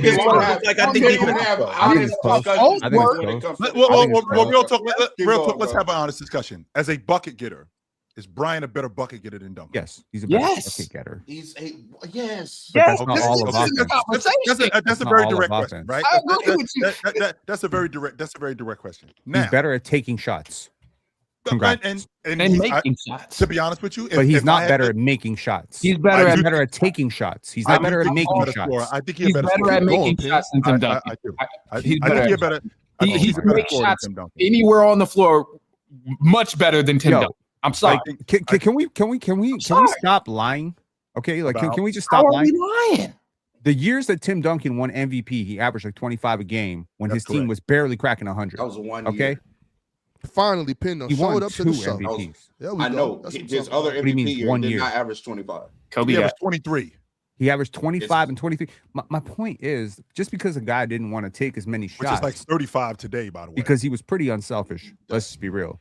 Yeah, it is like 30 plus. It's easily 30 It's plus. not 35. Okay, I'll say 32. Okay, so what? Okay, Kobe's 35 and 06 is what today? 45. Like close to it's definitely Tim Duncan didn't miss the playoffs. What are we doing here? Let's say it's 45 then. How do you care about efficiency? You don't care about efficiency. But you got to put everything in context when you start doing that. Oh my God. Yo, the idea. Kobe played on winning teams. Kobe Bryant played making. You know what's actually crazy is that a big man like Tim Duncan should actually be far more efficient than somebody who was. Yeah, but he's not just strictly a big man. He Whoa, took jump shots. But he didn't take jump. Even when he took around the court like Kobe, he should still be more efficient than Kobe. And he's not. He's not even more efficient. Talking about shot making, Kobe not being better than Tim Duncan. Come on, man. Are y'all kidding me? We didn't say shot making. We said offense. Offensive play. Offense. Are we? How is this a conversation? Offensively, Kobe's not better than Tim Duncan. Offensively, from everything Kobe can do with the ball. As a bucket getter, I could get with that. As a bucket getter, come on, man. But overall, better everything. Let's simplify this. Let's simplify this to the T. Let's just simplify this because we are looking way out of. We're just looking way out of pocket right now. Man, if Tim Duncan was a ball hog like that, nigga, maybe we'll say the same thing. Give me an answer. Just give me an answer. Since we're talking offensively, who's a better shooter? Shot making ability. Duncan is an awesome shot. From where? Who is no? But to answer the question, real talk. Who's more accurate? Stay with me. I apologize, real talk. Bryant. Okay, who's a better ball handler? Oh man, we're talking offensively. Just give me an answer. Who's a better ball handler? Wait. No, hold on, real talk. Hold on, chill out. Oh yeah. No, stop laughing. I'm being serious. Yo, what, guys? Hold on. I want to fight now. I'm just trying to get because what you said was egregious. I'm trying to get to the nitty-gritty of what you're asking me. I'm just going. Hold on. Wait a second. Just hold on. Because you asked your question. I want to make sure I answer the question you're asking me, right? You say who's a better ball handler. You're talking. All right, so Chill already knows who he's gonna say. I'm curious. Okay, so that's Chill's. That's Chill's answer. I want to know, what do you mean by ball handler? Because if Kobe Bryant's bringing the ball up the court all the time, he's dribbling the ball out on the perimeter. When Tim Duncan's ball handling doesn't look the same as Kobe Bryant's ball handling, because Tim Duncan's ball handling is quick moves, catching the ball on the mid post, open up, bounce. hit a move. Or when he used to catch the ball, 17, 19 feet from the rim, rip through, 1-2, cross over to the rim, 1-2, pull up. So his ball handling was much, much, much simpler than Kobe Bryant's ball handling. So that's what I'm saying. Like this is with simpler footwork. Okay, so then my answer is Tim Duncan. Then my answer is Tim Duncan. With simpler make it more efficient, Ox. Because again, I'm not doing all the stuff that Brian is doing, throwing the ball between my legs, throwing the ball behind my back. He's not doing any of that type of stuff, really. Through. My ball handling handling the basketball for Duncan is quick. Is quick. Bam, get the ball in the post. So much simpler. 1 or 2 bounces. Like, get the ball in the post, swing through, 1 dribble. And I'm not turning the ball over, right? I'm taking care of the basketball at an efficient rate. Now, real talk, if I'm being honest about Kobe Bryant as a dribbler who is nicer with the pill, this is the gap. I don't think Kobe Bryant. Thank you. Yeah, for sure. You watched Tim Duncan in the year that he averaged 25. You telling me if he didn't want to, he couldn't average 32, 31? He could have easily done it. That's besides the point. But y'all, okay, listen. Even if you want to make the argument, even if you want to make the argument that Kobe is a better offensive player because he did more with the peel, because he was nicer with the peel, because he had better numbers, he scored more. I get all that, and I'm not even trying to argue that. I get it. Kobe was a heart attack offensively. He's amazing. But if y'all want to make this case that it's close defensively, then don't be offended. I'm saying it's close offensively because it's not close defensively at all. It's close defensively. Right. Okay, that's fine. That's fine. But y'all got Manny way closer. Y'all got Manny out here asking questions. Who's a better dribbler? Who's a better jump shooter? Okay, like what are you talking about? Okay, who's a better rim protector? Who has better post move? You know what I'm saying? Like who's a better teammate? Hear me. There's no way. Real talk. If we being honest, go ahead, bro. I'm sorry, man. Go ahead. If we fast forward all these questions, offensively, if you break down every little thing a person can do offense, Kobe is better. If you do the same thing on the defensive side of breaking down all things defense, Tim Duncan is better. You're thinking about this like a guard, Manny. You're thinking about this like a guard. A majority, whichever has a certain amount of tally, you go through all the categories offensively and you tally up who has what. Kobe has that side. Offensively, he has the advantage. Just like not all things offensively. I mean, there are some things that Tim Duncan, imagine Tim Duncan with his ability to pass, his ability to handle the ball, operating in the triangle. Imagine how smart he is, what he would look like operating in the triangle. Guys like Brian. And imagine Kobe with David Robinson for his first 5-6 years. And then Tim Duncan and Manu Ginobili for the rest of his time. And then you get gifted Kawhi Leonard for your last 3-4 years. Imagine that. Why is it? Why? Imagine Tim Duncan because Tim Duncan never played with the best player in the world. Chill just brought that up. We can imagine it both ways. Because he was the best player in the world, Pin. That's why. That's the whole point. You know what I'm saying? He was the best player in the world. Hold on. You want to try to tell me how many rings? No, he doesn't. How many rings? Okay, let's say how many years did Kobe play with Shaq? 6 years, right? 6-7 years. 8 years. Oh my God. Okay, you give Tim Duncan 8 years with Shaquille O'Neal. How many rings is he getting? He getting 3. He went just as many. No, hold on. If Kobe running around with David Robinson, not 2, Tony Parker, not 3, not 4, not 5, not 6. He going for a clean sweep. He get just as many. Clean sweep. Clean sweep. Clean sweep. Nobody's stopping that. No 4 anyway. Anyways, Tim Duncan's greater than Kobe Bryant and better than Kobe Bryant. No, he's not. They ran several polls on this during the time. Tim Duncan did not win a single poll. This has never been the consensus opinion when they were playing. And all of a sudden, as the years go by, we want to rewrite history. Oh, and by the way, I just looked at it. Tim Duncan's career true shooting is 55. Kobe Bryant's career true shooting is 55. So Tim Duncan, again, is not even the volume of score, and he's not even more efficient than Kobe while being a less. Obviously, I'm talking to Penn. I'm not talking to you. So you got cooked. Effective field goal percentage. Tim Duncan crazy when one guy is shooting the majority of his shots from the paint. That is just insane to say. That's not accurate. That's not accurate. And a lot of Tim Duncan's shooting inefficiency comes because he was a 69% free throw shooter. That's it. Tim Duncan took a lot. He took a lot of mid-range jump shots. He took a lot of mid-range jump shots. So the gap between them, real talk, since you want to cook on it, the gap between them on their career from 2-point range is 3 whole %. 3 whole %. It should be. He's a big man. Okay, but you're acting like he wasn't a face-up big, and that's just bullshit. He took a lot of tough shots. He played with his back to the block. Who's obviously in more play How did Kobe? Who is obviously in more play Who played with Shaquille O'Neal? Who is in more play finishing positions? Kobe Bryant or Tim Duncan? A big or guard? Thank you.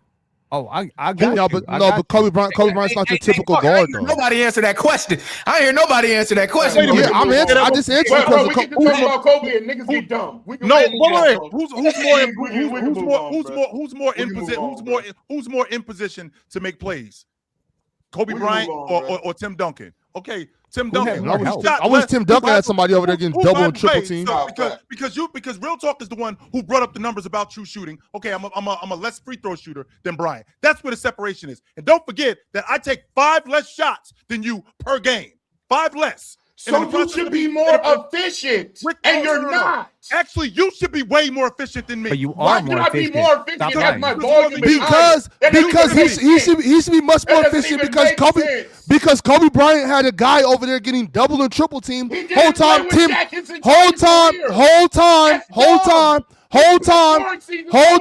nigga, stop yelling and listen. Whole time, Tim Duncan. No, I'm not finna stop yelling. I don't want. Okay, well, stop. You wrong, nigga. You wrong. You wrong. Hold on, real talk. You want to get cooked real quick? That's fine. Real talk. You want to get cooked real quick? It don't matter because this is the point. Tim Duncan was the guy actually getting double and triple team. You want to know what the separator is from the field in the playoffs? Duncan was the guy getting double and triple team for the majority of his career. While Kobe Bryant spent 8 of his years with the monster. When you bringing up numbers, that field goal percentage dropped tremendously. In fact, he was taking a lot more bad shots, which goes back to efficiency. When Tim Duncan, who was getting doubled and triple team, he was getting other people to basketball, which was necessary. That's why they were winning. Let me find out that one of these dudes shot 44.8% from the field in the playoffs, and the other one shot 50%. That's not a small gap. In a big man era, by the way. In a big man era. In an era of getting swarmed. Yes, in an era of big men. That's what was going on. Yeah, one of these guys won back-to-back championships. One of these guys won 2 championships with David Robinson. The other one won championships with Shaquille O'Neal. You want to know the gap between those players at that point? Why are y'all acting like you only play with Shaq? He also got to play with Pau Gasol. San Antonio too in 2008. Wait. We comparing teams. That's just the crazy. Hold up. Now y'all gonna try to act like Pau Gasol wasn't who Pau Gasol was. Now y'all gonna try to act like Pau Gasol weak. Now y'all gonna try to discredit Pau Gasol. Y'all out of this shit. Now y'all gonna try to discredit Pau Gasol. When you have a guy in Bryant who was operating in that offense with Shaquille O'Neal, the way he was operating in that offense, as effective as he could have been with running through Shaq, as opposed to Duncan, who the way he was operating in that offense with the amount of space that wasn't there. I mean, how are we talking about Tim Duncan being the bucket getter that he is on the box, being the face-up big, that not just on the box, but being the face-up guy that he was 15 feet away from the basket. Not only being the face-up guy 15 feet away from the basket, he was also a damn good transition player. Also, don't forget how good was Tim Duncan? He was a good passer too. That's what I was getting. How good was Tim Duncan out of the double team? Tim Duncan was not one of those guys where the ball just stuck through his hands. He would get off the basketball. However, he was also a guy who we ran the offense through, and they knew that they had going to him for buckets. And he was also the guy when it transitioned to Tony Parker, when it transitioned to guys like Manu Ginobili. He actually adapted to that. He got better with that because as a defender, I'm going to speed our team up. There's a reason why they were the #1 defense in the league. It wasn't just because Bruce Bowen was on the team. It wasn't just because Bruce Bowen was on the team. It was because a lot of these guys, Tim Duncan, enhanced their game. He was the rim protector. He was the rebounder. He was the guy running on offense, getting these guys going. With that being said, I'm not going to take away what Bryant did offensively. And operating in that triangle offense made him supremely good as a scorer. He was supremely awesome as a scorer. I'm not going to argue that point. But I'm also not going to sit here and say that Tim Duncan operating in the offense that he operated in made him less than, because he was fucking awesome. Who had more finals MVPs? Who has more finals MVPs? The conversation. Who has more finals MVPs? Who has more MVPs? Now we're doing accolade talk. Okay, cool. The conversation. And Pau Gasol could have got that finals MVP in 2010 too. No, he couldn't. And Tony Parker could have. Well, hold on. Tony Parker did. Yeah, he did. Still got 3. And Manu could have won it in 05. Another conversation. Still got 3. Cool. But the other to what you just said, when I didn't even know that this was about to be a whole ordeal, that we're sitting here wasting time talking about who's a better offensive player between Tim Duncan and Kobe Bryant, just like I feel like it's a waste of time debating who's a better defensive player between the two. Tim Duncan is clearly a better defensive player than Kobe Bryant. That doesn't mean that Kobe Bryant can't play defense. That doesn't mean Kobe Bryant wasn't a good defender. And Kobe Bryant is clearly a better offensive player than Tim Duncan. That doesn't mean that Tim Duncan isn't a good offensive player. Which gap is bigger, real talk? Is the gap defensively bigger or the gap offensively? Which one is more valuable? Because you're a Jokic and Luka gap. I'm not a Luka guy. Yeah. Oh, yeah. Oh, I'm a Scotty Barnes guy. So hang on one second. Who's my favorite player?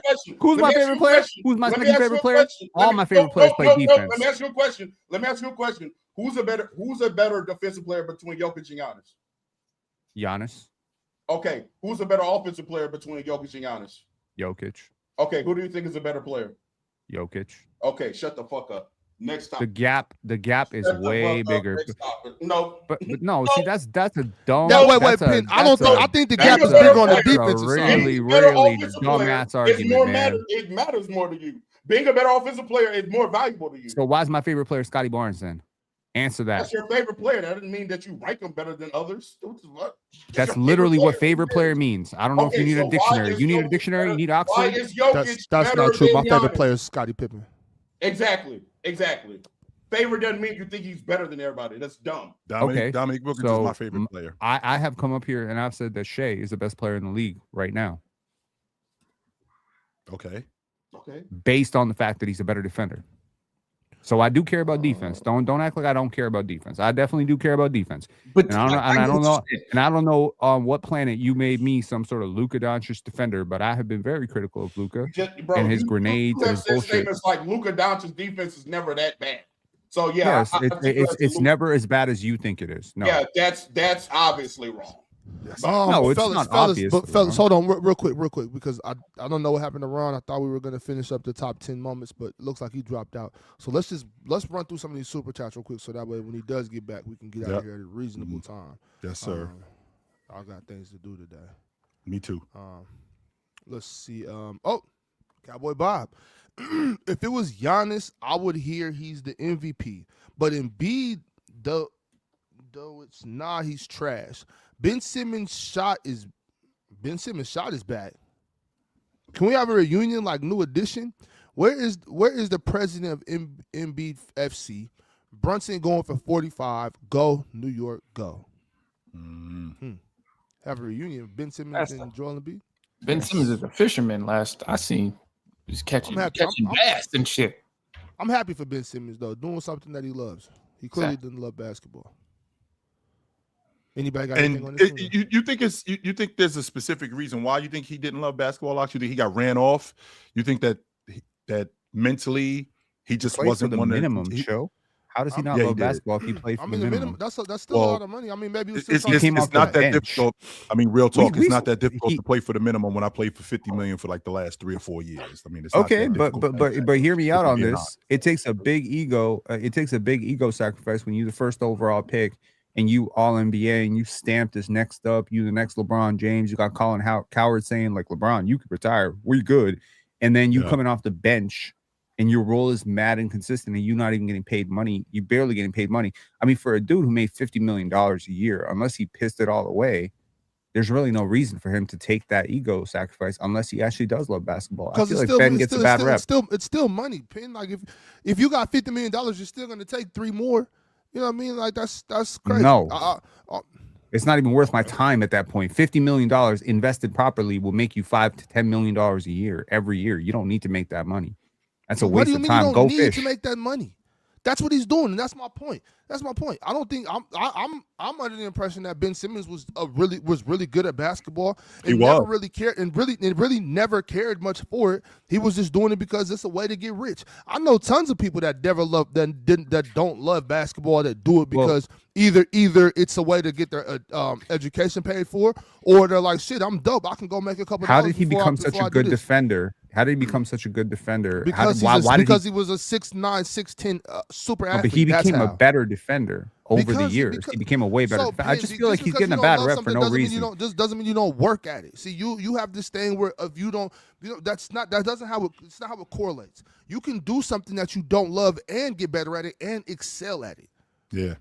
You know, everything's not plenty of guys that I don't think DeAndre. To your point, Ox, I don't think DeAndre Ayton loves basketball. I don't think DeAndre Ayton has never been as good as Ben Simmons. But sometimes it's not about being good though. Sometimes if you do something every day, you're gonna get better. Like I personally, I'm in the same thing, you're gonna get better. To be honest with you, Manny, I'm in the minority. You're not going to become the best player in the country. I don't think DeMarcus Cousins loved to play basketball. I think he was really good at it. I don't think he loved the game.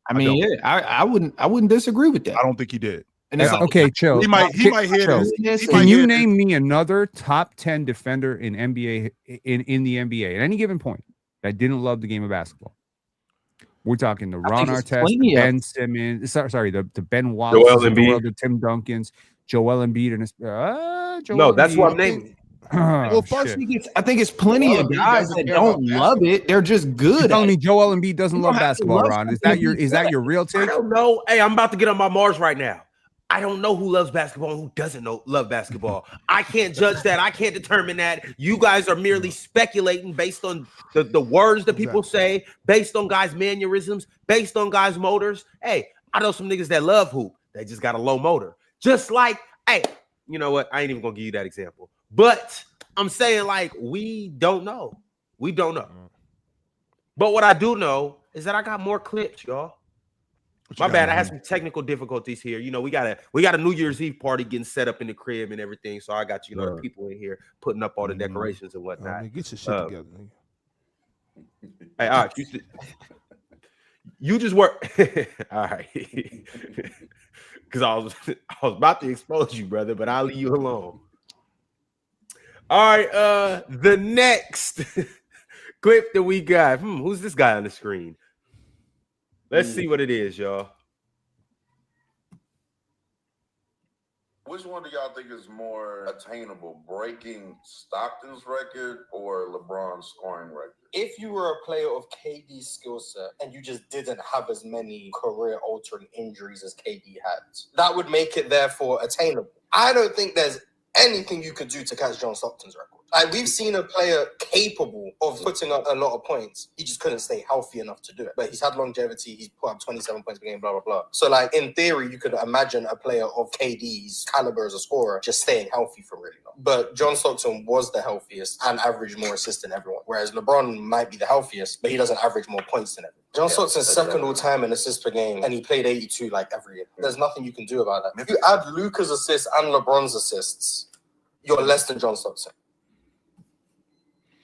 This goes back to the original conversation that we had earlier today, Real Talk, when we talked about availability. This is why these guys are awesome, because they played every night. Like, you can't have these records and only play sometime. There's a reason why KD isn't at the top of the scoring list, because he missed some time. He missed the 2019-2020 season. Was it the 14-15 season where he only played 20 games? Then in the 2021 season, he missed half the season. Like, when you missing that kind of time, that really hampers you getting to the top of these kind of lists. Because with a guy like John Stockton, if I'm averaging for 10 straight years, 12 assists for 10 straight years. By the way, Manny, that's on a Tuesday. That's not on the nights when I got it going and I can get you 15 to 16 assists. And that's not on the nights when I really got it going and I can get you 20 assists, right? But on a Tuesday, I can get you 10 to 12 assists on a Tuesday night. And I'm doing that for 10 straight years and I ain't missing games. That's almost impossible to see again. It's almost impossible to see again. You cook, man. I agree with you. I agree with every word. It's the assist stuff and just the consistency is so difficult for players nowadays. And I mean, it's incredible. I'm glad Bron was able to break the records and do things he's been doing, but it's really just a testament to his availability. So as I always say, availability is your best asset. So if a guy is unavailable and this other dude is all the time, give me the guy that's available. Still not a top 5 point guard for sure. Eat it, real talk. He's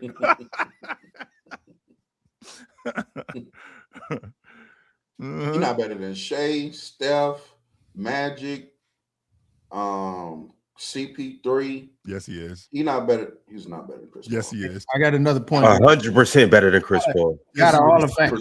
He better than him too. You missed one of the all-time. He better than him too. You missed one of the he might be better. Steph is out of my point guard. Is Shea not even in these conversations? Only guys I put is better than Stockton already. You missed one of the all-time greats. Magic and Isaiah, the only two. Shout out to Isaiah. That's it. But yeah, Walt Frazier's better than John. No, he is. No, Walt Frazier wasn't. No, he was not. He just naming it. Nah. Russell Westbrook is better than John Stockton. Come on, man. You just naming people. Jamal now, real talk. Now, Jamal Murray better than them too. How about Damian Lillard? You just throwing names up there now. I mean, let's have a discussion. Isaiah Thomas, the other Isaiah Thomas, he better than them too. Nah, but Damian Lillard is a legit. How about Mo Williams? Mo Williams better than Damian Lillard is Mo Williams now. I'm just saying, you just naming people. So if you think Damian Lillard is Mo Williams, if you think Damian Lillard is a Mo Williams type name, then God bless you. Hey, you naming random players. That's all. Yeah, Russell Westbrook is so random. Yeah, Russell Westbrook is so random. Not better than John Stockton. Pretty random. He is better turnover machine. Even in some of his best years. And Russell Westbrook is a way better scorer than John Stockton, and also was a better better on the board. Better rebounder. Also, not a better defender. Not a better defender consistently. Maybe not consistently, but he definitely could get to John Stockton high defensive. Come on, not like he could. Come on, man. He wasn't the on-ball defender that stopped. Y'all don't know Westbrook. I do know Westbrook, and I literally just made a post about Westbrook. This is why you don't like Luka's defense. I literally just made a post about Westbrook yesterday. But with that being said, he ain't the on-ball defender that Stock was. He ain't the off-ball defender that Stock was. His hands weren't nearly as busy as Stock was. He wasn't as consistent. He wasn't as smart as Stock was on defense, nearly as smart as Stock was. On top of that, as a lead guard, he also wasn't as smart as Stock was. His shot selection buried teams. When my lead guard, when we get into the meat and potatoes of the game, I don't want to have to worry about you. I don't want to be concerned about you. I don't want to have to worry about my quarterback turning the football over when we marching down the field, when we in the meat and potatoes of the game. I got to worry about that with you. 100%. The stats look great. I ain't gonna argue that point. The triple doubles. I think what Russ has done is what people talking about today about Joker. Russ has made it normal to average a triple double. Russ has made that look simple. It's not. It's extremely difficult. But when I talk about a point guard, my primary ball handler, the guy who 9 other guys have to operate off you because you have the basketball. If I got a guy who at any point could go haywire and turn the basketball over or do something dumb, I know I got an opportunity to win. I ain't worrying about that with John Stockton. And I have an opportunity to win when my point guard isn't putting the ball in the basket. Isn't that your concern about the Orlando Magic, that Jalen Suggs isn't putting the ball in the basket enough? That's correct. I don't know. Do we ever talk about the gas assist that John Stockton also has? I don't know running that same action based off illegal defense and doing that, or just sitting at the top of the key and passing it to a person coming off a pin down or something like that? Who's a better playmaker between John Stockton and Russell Westbrook? I would say Russell Westbrook. Oh my God! I'm glad you brought that up. So rewind really quickly. So when you're talking about that pick and roll, I think we live in a pick and roll era. And in fact, not only do we live in a pick and roll era, that's all the offense that is today. It's either dribble handoff or pick and roll. That's all we doing, which means that John Stockton would thrive in that because he's extremely smart and he's extremely efficient coming off that pick and roll, whether it's in the mid-range or even at the long ball line, because he could do that. And I don't know if you know this, real talk, but when John Stockton retired, he was right around 20,000 points. You know how many other guards had 20,000 points when they retired? Jerry West. He played that was it. 5 seasons. He should have 20,000. Oh, imagine that, being awesome for a long time at my job. How about that? Matter of fact, wait. Who besides him played? How many seasons did John Stockton play? 19. 19 seasons. If I told you that there was another guy in the league, people that I'll finish my statement because you just started talking when I was talking. That's very rude of you. Of people that played 19 plus seasons, how many of them didn't score 20,000 points? Let's see. I have a certain nonsense radar, like a certain amount of nonsense that I can listen to in a single episode. You listen to yourself well, obviously you're not if you have a radar. So no, I do have a radar, and you talking about how like Russell Westbrook is better at all these things. You were trying to argue with me that Tim Duncan was a better offensive player than Kobe Bryant today. So I don't know. I didn't say that. Don't gaslight. Don't gaslight. Y'all I didn't say that. I said it's not a big gap. It's not that big a gap. It is. That's what I said. But here I will tell you, this is a very big gap. Between these two playmaking between John Stockton and Russell Westbrook? Oh, it's huge. Yeah, it's huge astronomical. It's enormous. You see how y'all are just saying. Once again, Pin, we click up. About time we wake back up, Pin. Y'all saying, hey, Pin, rub your brim like this. Warm it up like this.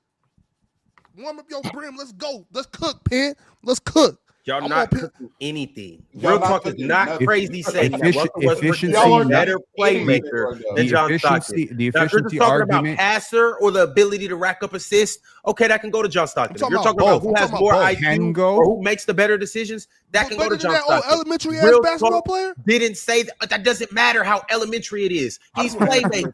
He's playmaking. He's Can I chat GPT summary what you're about to say? When we talk about offense, that can go to John Stockton. Defense, that can go to John Stockton. Playmaking, John Stockton. Decision making, John Stockton. On top of that, winning, John Stockton. Keep going, on top of that, decision making, John Stockton. Keep going, Pin. On top of that, Russell Westbrook. Russell Westbrook Merchant is better running the pick and roll. Shooting, John Stockton. Decision making, taking care of the basketball, making other people better.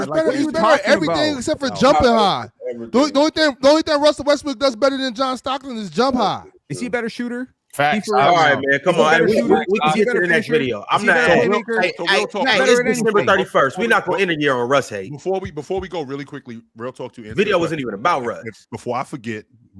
So off the top of my head, if I'm remembering correctly, so let's see. I think Kevin Willis played 19 seasons or more. He does not have 20,000 points. I think Tyson Chandler played 20 seasons. He doesn't have 20,000 points. Does Jamal Crawford have 20,000 points? Because I know he played 20 seasons. I don't think he's at 20,000. I don't know.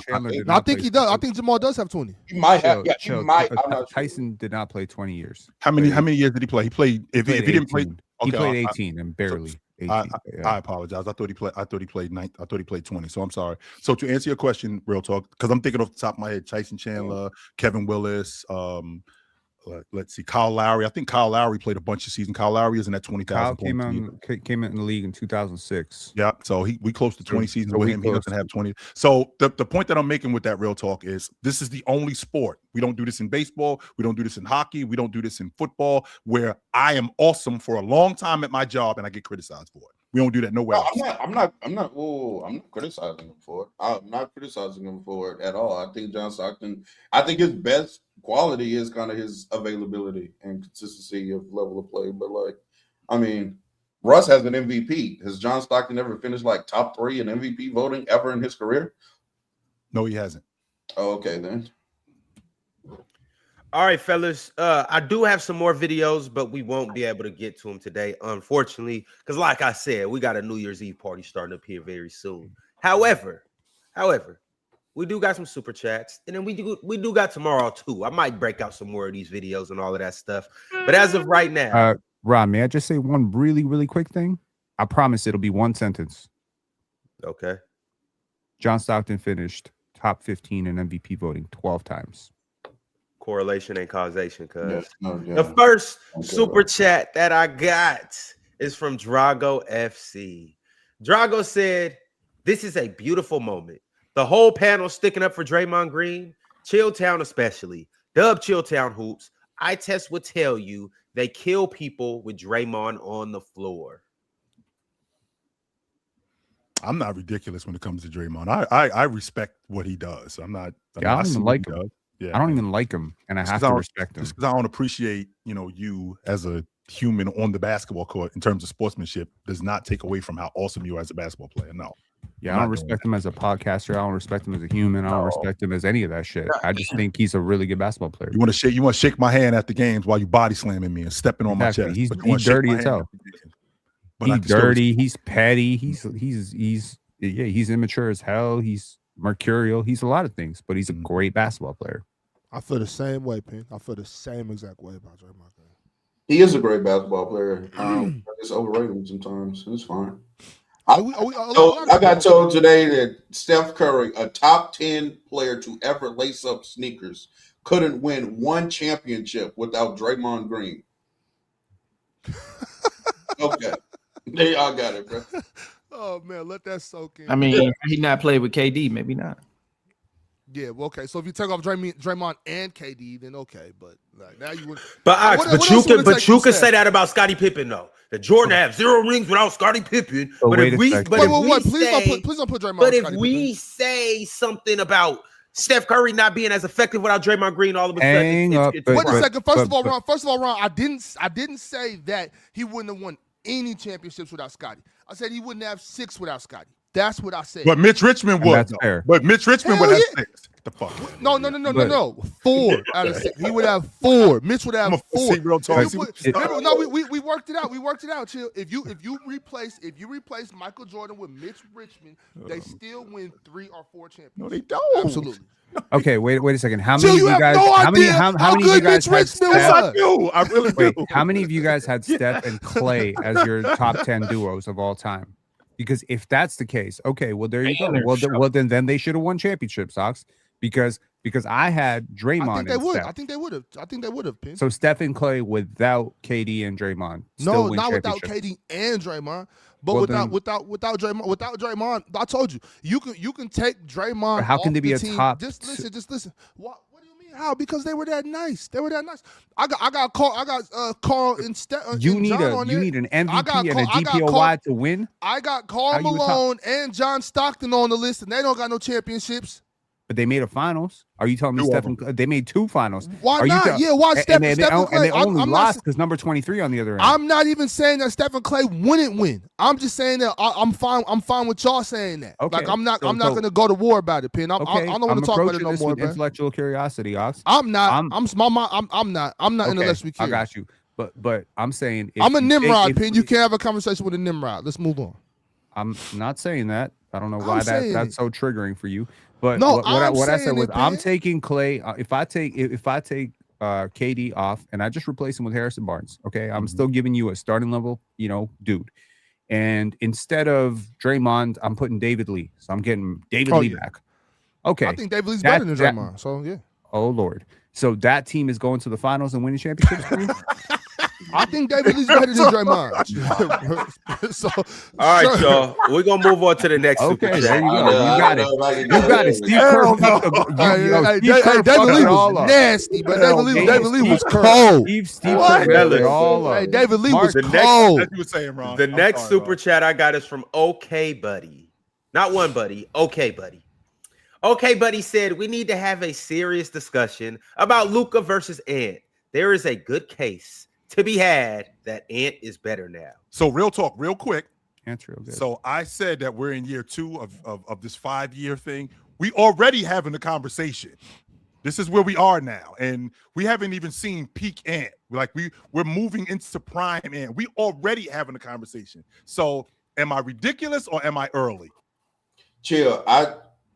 Ant is so good. I really don't think people are like watching Anthony Edwards right now. He's right now he's the 3rd best scorer in the world right now, only behind Jokic and Shea. I don't see anybody scoring the ball on 3 levels like Ant right now. It's actually getting ridiculous. And like Chill said, we haven't even seen peak Ant yet. Like this is Ant does have the potential to be better than Shea. A lot of people don't have his ceiling that high. I do. Ant can be better than Shea. Why is he not getting any MVP buzz? Real talk. I think we need to answer the question. He's past Luka. He's past. I think we're going to be within the next 3 years. I think he's going to be the best guard. I agree with you, Chill. I agree. He's on the level. He's on that. You can fight that all you want, Ron. Fight it all you want. Yeah, right now you can make the argument that he's already one of those best guards in the league. So another 3 years of his progression from where he is right now, definitely gonna get scary. But if Luka starts making threes, we're gonna be having a very different conversation. Nah, people gonna still be mad. Still waiting on that. We still waiting on that. Losing because they don't damn defense. I refuse to believe that he's a 32% 3-point shooter, Cho. I don't want to believe it either. I really hope he's not a bit. But like, yeah, like I don't. Why is that a point? Like, oh, if Luka starts making threes, he's all opinion. Yeah, if he plays better, then we'll have to reevaluate. I didn't say plays better. I said shoots better. Shooting better is part of playing better. Shooting better could be part of shooting variance. Real talk. Players go through cold months, you know. There is a month of Steph Curry's life where he's like a 34% 3-point shooter. That's not who he is. Yeah. Okay. But what's more prevalent in Luka Doncic's career, being around a 32 to 34% 3-point shooter, or a 38 one? It's the 32 to 34 actually. Well, it's kind of funny that you range it to 32 to 34 and then say, well, 38. Well, he's like a 35% 3-point shooter on his career. 34 to 35 is his career. But his volume is insane, bro. Look at why do we do this? Years. First of all, volume and what difficulty are his matters. other years, Ben? Okay. To oversimplify everything down to a field goal percentage is, to me, really reductive and really dumb. Okay. Come on, real talk. You better than that, brother. You can't just say, okay, 32, 33%. About the percentage. You said once he starts shooting better, that involves the percentage going up. I'm saying that shooting variance is a part of every NBA season. And I'm also going to tell you right now, do you know how many seasons Kobe Bryant shot below 32% or 33% from three? Yeah. Why are we talking about Kobe? A lot, right? But when this conversation? Okay, I don't know if you're bewildered by this conversation, but let me try to break it down. When you a high volume 3-point shooter, you're not costing your team wins by taking a high volume of 3-point shots. Even if Kobe you make 32. Wasn't a high volume 3-point shooter though. I think the most he shot was like 4. Relative to era, he was pretty high volume. Relative to era, he was a high volume jump shot taker. Okay, let's put it that way. He was a high volume jump shooter, so he wasn't like the most efficient, but he bent defenses. Luka bends defenses. You're not going to tell me that Luka shooting 5 for 15 from 3, which is 33%, is hurting the team. Do you watch the games? He got to play better all around though, because them. Do you watch the games that he had was a pain too, though, fellas? We gotta move on though, y'all. I got more super chats, and we got to see what the people got to say. So the next one is from Red Hood 6378. Red Hood said all that Kawhi shit talking just for him to carry his team on his back to the playoffs like a true MVP. No crying, just balling. Carry his team to the playoffs and get put out first round. Hey, that's cool. If Kawhi Leonard plays, 60 plus games and he plays around this, I don't think he's going to obviously maintain. I mean, he's shooting the ball ridiculously right now, but if he can maintain around this semblance of play for a year, that's what's up, man. I actually wanted to come on here and give Kawhi a lot of props today because he has been balling lately. Keep Kawhi name out your mouth. Oh my goodness, this nigga got the camera off defending. Goodness gracious. Hey man, shout out to Kawhi. It's been a hell of a last 5 games. Shout out to him. Hell of a season for real, but the last 5 games has been tremendous. 5-game winning streak for the Clippers. Salute to them. But the next super chat I got is from a pimp named Slickback. Slickback said, great video from Real Talk about the NBA's new 65-game rule. Availability is a part of the game. If you can't show up 80% of the time, too bad. There's always next year. Imagine that, Real Talk. You asking me to show up 4 out of every 5 days for work, and I can't do that. Imagine that. Penn is in the chat bringing up Kobe years post Achilles tear, and we're supposed to act like he's having a real honest. He shot 32.9% from 3 on his he's career. Bringing up from 20, 3. 14, 15, and 16. We're supposed to act like we're taking this conversation seriously. Okay. All right. Well, the next conversation, 2010 to 2012. Pin, you want pre? We're moving on to the next conversation, which actually happens to be centered around Luka from MP13. MP said people need to realize Luka is just a watered down version of peak James Harden with more crying to the refs and worse Listen, defense. man, I watched a lot of JJ Redick's podcasts over the years. seemed to be a very big Joe Mazzulla guy, very big fan of everything Joe Mazzulla did. Well, what Joe Mazzulla does is he likes his teams to take a lot of threes. And I've never seen Luka take this many threes in his life. So now I'm wondering, is this a JJ Redick thing too? Can we talk about that? No, it's all Luka just deciding to take over the offense and take a ton of threes. But it's also how he's playing in the offense. Like it's not just, oh, he's chucking threes up, whatever. But it's like the impact of the game. Like, I mean, but okay, this is what I don't get. Okay, and please try to help me out. Relatively speaking, he's not an inefficient player right now. He's taking a high volume of threes, but it's not like they're losing games because he's missing shots. They're losing game. They're a good offense. Like, what the fuck are we doing here? Like, are we they pretending literally haven't been a good offense all month? Okay, they didn't look like a all good month, yesterday. but on the season they are a top 10 offense. They are a top 10 offense on the floor. He was not good, and I'm not particularly just talking about shooting. He had 8 turnovers yesterday. Those were not good. He didn't really run the turnovers and control the pace. He was not good. He didn't really get a lot of people open, minus whatever the box score says. It was just it was not good basketball from Luka Doncic when especially playing another guy like Cade Cunningham, who's a star, and he had some rough stretches as well. But I seen multiple guys outside of Cade and other big names that just outplay Luka by possession after possession. So you've and Manny, please don't leave out the fact, which is very important to mention, they got smoked yesterday. Like, they didn't lose. They got smoked in the fourth quarter. Get ran out the gym like that when you still got 2 of your key stars playing. I know Reeves didn't play, and he's a 26-point guy. Like, I get that. But you still have LeBron James and Luka Doncic on the floor at the same time. It's no way. Like, going into that game, I had no idea Pistons was going to run them boys like that. Well, hold on, no, Manny, because we didn't get a chance to talk about that today. But we need to have some LeBron James conversations because – at some point, that second half last night, defensive liability. That fourth quarter last night, no, offensive liability too. That too. That fourth quarter last night was atrocious. But real talk, I'll get on to the next super chat from Conscious. 41. He's 41. I don't give a damn. Conscious EO3 said, "Thank you, real talk. Ant been like that. Stamp it. He top 3." Yeah, Ant scoring the ball is so easy right now when I watch him.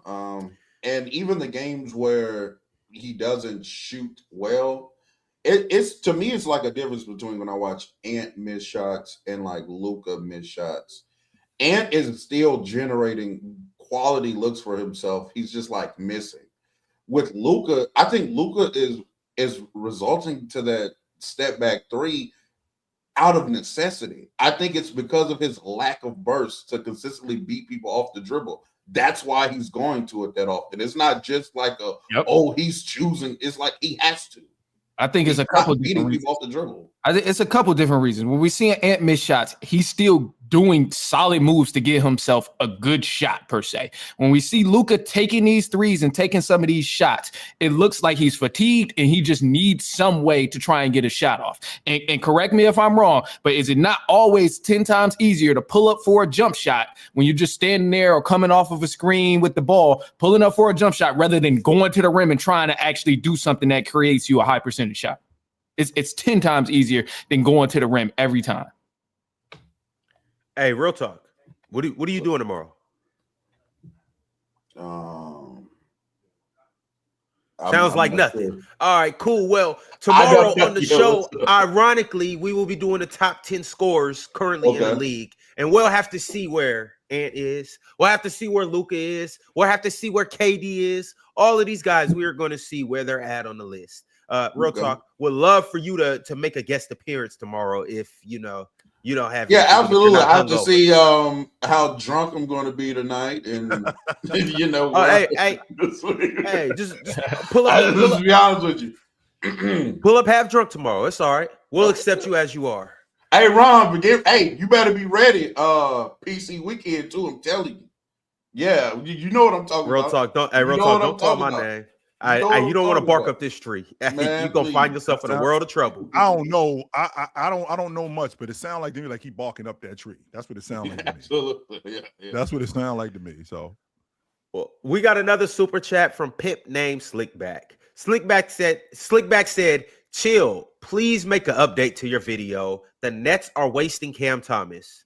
Because right now, Cam Thomas is ruining the Nets. Cam Thomas is an obese ball hog who doesn't defend. I said that 2 years ago, and I said that when he was on that stretch and he was wasting away on the bench. So no, I'm not doing that. That was 2 seasons ago when I said that, when Jacques Vaughn was the coach and he had a stretch where he was going for like 35 and 40 and then wouldn't play the next 6 games. So no, I'm not updating that. No, I'm not. Yeah. J.301 said, so the only Sixers coverage we can get is more Embiid slander, no Maxey talk, no VJ talk, just having the same Embiid convo for the 50th time. No, we actually did talk about Tyrese. In fact, Real Talk and I discussed why he thought Ja Morant outplayed Tyrese Maxey, and I discussed why Tyrese Maxey I thought outplayed Ja Morant. So yes, we did, and we talked about VJ Edgecombe. So that's not true. Yes, we did. Unlimited Z Hoop Talks said, if you work 9 to 5 and you get hurt on the job, you still get paid. So I don't know why Lil Ox trying to take away the money. You don't get paid the same. If you keep getting hurt on the job, you end up losing your job. So yeah, you do end up losing your job. Stop lying. Plus, it's just not the same thing. Yeah. And anyways, I'm just saying, and I didn't say what should happen. I said what I would do. But you know, I'm running a tight ship. You know what I'm saying? So I've never seen a group of you know, I'll be respectful and say middle earning people, as far as like the chat and stuff. Just you don't know what the chat's earning. You're right. Y'all are millionaires. Y'all want other millionaires. Hey, I got a big money chat that follow me. I got a big money chat that I interact with. You see these super chats, nigga? You better keep Kawhi name out your mouth and my chat's name out your mouth. I'm the only one that could call everybody in the chat a bunch of bozos. Me and chill too, but me. Caping for millionaires, man. Y'all in the chat, caping for millionaires. I'm just saying, real talk. If I'm the team owner, I'm not doing it. Get your ass up out of here. Yeah, all right, we got it. I'm signing them to 1 year contracts. We got another super chat from Hey, it's Leem. Leem said, Pin, didn't you say that the Pelicans need to leave New Orleans? Why does is the Nashville thing differ? Why is the Nashville thing different? First of all, I said the Pelicans need to basically be restructured completely because they got cheap ass ownership. I don't like the Nashville thing because to me it's a 3-hour drive and you're basically taking a team from a black city and giving it to a white city, and I don't like the optics of it. Damn the optics. Anybody with any good sense is going to Nashville over Memphis. 100 times out of 100. I wouldn't. And I said anybody with good sense. I lived in Nashville. I wouldn't choose to live in Nashville I said anybody with good sense, not somebody else they had talk. I don't know how much milk you got in your fridge. I don't know how much milk you got in your fridge. I got enough. Yo, Big Ox. Hey, do you got a super chat from Acro D2 on your end? The one that says read my when I drop off, sometimes it'll take away the early super chats. So I don't see anything from him. No, I don't got nothing. He lying. He just playing with you. Acro, come on, man. Hey, you gotta try better than that. But appreciate you for sending through this $2 though. Well, speaking of a real grown man super chat or grown woman, Unlimited Z Hoop Talk said, me personally, I don't care about accolades. So if Jokic and Giannis miss a couple selections, I don't care. I know how good they are. That's because you're the accolade. That's why. That's because you're the accolade. You're the confirmation in your mind. But unfortunately for Joker, you are not going to sit on his mantle with his other 3 MVPs. You're not going to sit on his mantle with his MVP, with his NBA Finals trophy. You're not going to do that. No, he cares about that. He 100% cares about that. Just like Tim Duncan cares about that. It's like Bryant cares about that. This is how much Swiper cares about Jokic winning MVP. This is how much Jokic cares about winning MVP. He's already told us he doesn't give a shit. He don't care. He wants to win a championship. I will say this, and this was never talked about in this show, but if he ends up missing, he's supposed to be reevaluated after 4 weeks. If he misses the full 4 weeks, that's like 14, 15 games. He can't miss any more after that. 16 games. So he can't miss any more after that. Sure. Let's just say he misses 5 or 6 weeks. So he's disqualified. Yep. This might actually end up being a blessing in disguise. because he is going to be super rested going into the playoffs, and they're going to get all their starters back around the same time. They're going to be healthy, and they're going to start rolling at the right time. And they're going to be playing their best basketball in May, and he's going to be rested. And hopefully maybe Jamal Murray doesn't burn out trying to carry the team over this stretch and keeping them competitive. But as long as they can go roughly 500 over this stretch without him, they'll be fine. They'll be fine. And at the end of the day, if Jokic should choose 3 MVPs or 1 championship, I don't speak for Jokic. I'm not swipe up here trying to pretend like I know what the guy's thinking. But based on everything he said publicly, I think he'd choose the championship over 3 MVPs, 4 MVPs, 5 MVPs. He's not an accolades person. He don't give a shit about this stuff. He cares about championships. That's what he wants to do. Championships are accolades. Yes, he does care about that stuff. He 100% cares about that stuff. You think Nikola Jokic would take 3 MVPs over a championship? The reason why you're saying that now because he already won 3 of them. If he never won 1 of them, he 100% would take. But he's already told us many times he don't care. That's when they asked him to petition. That's why? Nah, he told you before he even won one he didn't care. First and foremost, what did the he say idea that? of he has said it many times. I would love to have this conversation another time. Like chill. When Shaquille O'Neal introduced him as MVP and he said like I think Shea should have won. You didn't see no flinch with him. He didn't care. That's because he won for the 3rd time already. Even with the Joel Embiid stuff, when he was asked about like, oh, what do you think about it? He always dismisses it, man. I'm telling you, this guy cares about championships, and that's what he's going to measure his career on. And at the end of the day, if he wins 3 championships in his career, it'll be worth 100 times more than 3 MVPs. If all he cares about is championships, he's doing a bad job of getting them. Exactly my point. Well, he got one. Anyways, how many Luka got? I'm not up here defending Luka. That ain't my fight no more. MP13 said, nah, don't fix it. It's funny those loser Laker fans cry and moan on Twitter because they have 3 stars who can't play on one side of the court. Who's the best defender among those 3? Seriously. Austin, Luka, and LeBron? Probably Austin. Unfortunately. Austin's the best defender of the 3. Chill. That's the sad part. That's where we're at today. LeBron don't get back in he doesn't get back in transition at all. I want to read just real quick. I got 2 stats on really quickly, just because like Luka's numbers are so deceiving in my opinion. Luka in the month of November shot 10.7 threes a game, and he also shot 12 free throws a game, and still was sub 60 true shooting. Now, if you know how true shooting works, that should easily get you well over 60%. When you're getting to the free throw line that much and you're shooting that many threes. Then right in the month of December, he's shooting 10 threes a game. He's shooting 10.7 free throws a game, and he's at a 57 true shooting. He's also just raw percentages. He's shooting 44% from the field, 28.9% from 3. Like this idea that, bro, I don't realize you cared about true shooting so much. I've been talking about true shooting for a while, but no, just because you always talk about Kobe Bryant, and Kobe Bryant never clipped 60% true shooting once in his life. Yeah, in 09, in 04. The fuck? You be saying this shit like I guess, bro. Yeah, whatever. Go ahead. Speaking of saying something wrong, Happy New Year, you dudes. I will see you guys in 2026. Happy New Year, chill. Happy New Year. Happy New Year, chill. All right, chill. The next super chat I got is from Goon King Forever.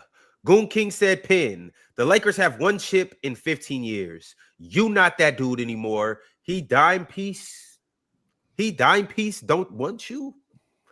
But her cousin Bertha, a solid 5 with makeup, is in your league. So he's a dime piece and doesn't want you. It's basically her cousin Bertha. It's called the Diderot effect. So basically, it's based on a French philosopher in like the 1700s, and basically, that nigga don't know nothing about basketball. That's a fact. Now you cooking there. The point here is the Lakers fandom believe that they are the creme de la creme of the NBA. They believe they're entitled to championships because they've won the most championships of any franchise in the last 40 years, and that's a fact. They're a legacy franchise. They've had this idea that if we're not winning championships, It's a bust. It's a bust year. It's been a bust. Pin. Most Lakers fans, besides the one they got with LeBron and AD, most Lakers fans were 4 years old back when Kobe and Pau Gasol won those ones. Like they try to keep saying this thing like, oh, we have to win championships. That's our standard. No, it's not. It's not the standard over there anymore. Yeah, but that's how you feel. That's not how they feel. No, they're just saying shit, Pin. They don't even really mean that because they don't remember the good old Laker times. You know what I mean? Like they wasn't around for that. So this thing since they've won one championship in the past 15 years, 16 years in a couple minutes. I get it. And they consider that a failure. So what I'm saying, so they've been failing. They need to get used to it. That's where they at. That's where they are now. But that's not. But they're never going to get used to it because they're in a how you know market. that? I mean, they might. They're going to have to. I don't think so, man. I think because they have great free agency luck, because they're in a big market, and because they typically consider themselves like the star franchise. That is the place where people go. When is the last time they've had great free agency luck? Well, LeBron went there. Yeah, they did pick up Bron. Okay, so that's okay. I'm saying Marcus Smart and DeAndre Ayton. Give me some more. I need more than that. When's the last time? More than LeBron getting LeBron James? No, because real talk. That doesn't mean they have great free agency luck. That means they got Bron. It does. Ox, there are literally like two markets that consistently get free agents. Okay? And the Lakers are one of them. You know how many are one of them. That you can't. One does not. Do you not know what consistently means, Pin? Do you know what consistency is? Yes, I do. Hey, fellas. Consistency isn't meaning signing LeBron James, and that's not consistent. That's not consistent. Consistent means South Beach and LA. Those are the markets that get free agents. All the other markets struggle to get free agents. Yeah, as a team who's been before last couple of years and was trying to get free agents, Lakers got it good. Lakers got it real good. You got the warm market. You got first of all, you got the warm weather. You got the great market. Please, I don't want to keep hearing all that shit. Name me some names, please. I have to go. You'll never hold these niggas accountable. They just come in and just say any old bullshit. And it's it is LA, so you got to be right about that. What the fuck are you talking about? Mr. What It Is Henry said, "Is it Mars 5'5" and 280? Can he dunk?" Mars not 280. Come on, man. You'll just have to see PC weekend. All-Star weekend, we will see if Mars can, in fact, still get above that rim. We will see if he still can. Hey, I see Mars. I see Mars hang on that rim before. That's all I can say. We'll see if he's still LeBron can. And that's it, right? Was it on 2K? Yeah, you seen him hanging on the rim in 2K? That's cool. ZZ Sucks. Damn. ZZ Sucks said, "I don't know who he is, but tell the antisocial weirdo with no life, stop disrespecting Kobe. He is straight clown, and he better take his Puma hat off because I said so." Yo, ZZ Sucks, whatever the hell your name is, antisocial weirdo, whatever. I don't know who you are. I don't know where you're sitting at. Don't tell me what to do. All right, Acro D sent through this and said he is taking the high road. I am taking a high road. I can yell. You guys, I can yell and scream and holler. Something that you niggas need to learn how to do.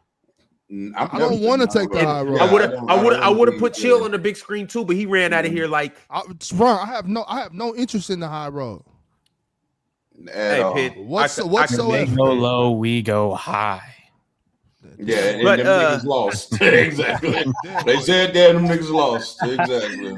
But shout out to Acro D2, sent through a super chat, a $2 super chat saying, "Read my super chat from the beginning of the show." I did find your old super chat and we did read it, but you sent through a follow-up super chat and said, "Shit, I'll resend it.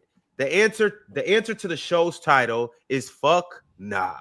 Unlike Kawhi, Joel Embiid is 2 bum knees away from being the GOAT. Stole Jokic's MVP." Yeah, he definitely did. Yeah, that should have went to Jokic. I'm glad he brought that up. Yeah, let's get one more last good question here in 2025. Ox, you frequently say that Kawhi Leonard is a GOAT with 2 good knees. So I'm just curious, like, What year was it that you saw where you were like, yeah, that player is better than Michael Jordan and LeBron James? Can you name the year? Can you tell me? First of all, the GOAT is Kareem. Let's get that straight. But we've gone over this multiple times, real talk, multiple times. Like Kawhi, we'll start with 17, and since we do 17, we got to have 18.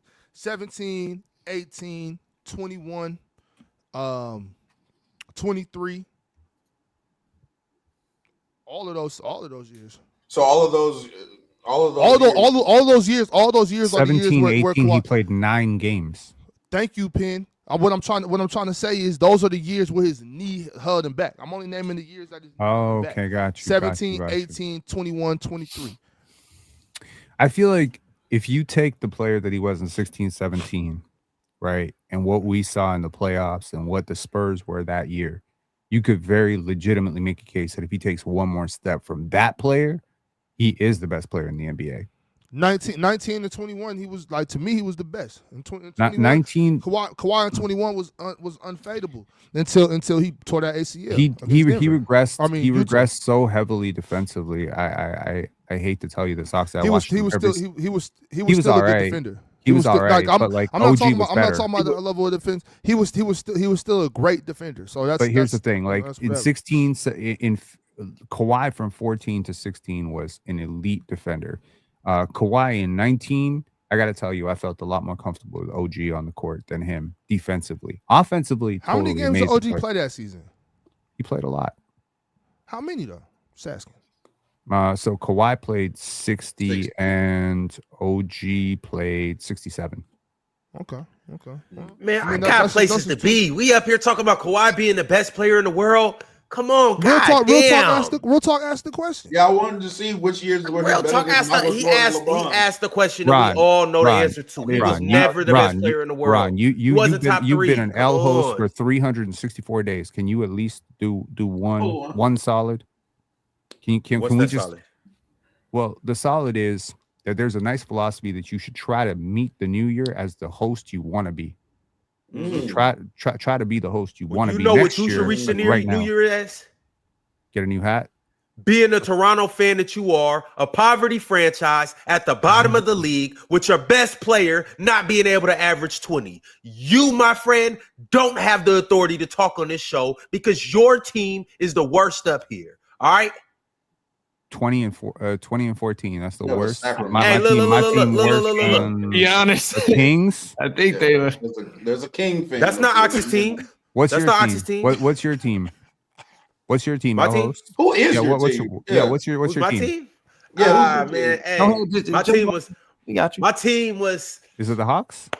No. They suck. Is it the Pacers? You want me to tell you a little origin story? You want to know a little origin story? No, we don't got time. There's a team that went 24-1. You got places to be. There was a team that went 24-1. 20 years prior, they were in another city. Okay.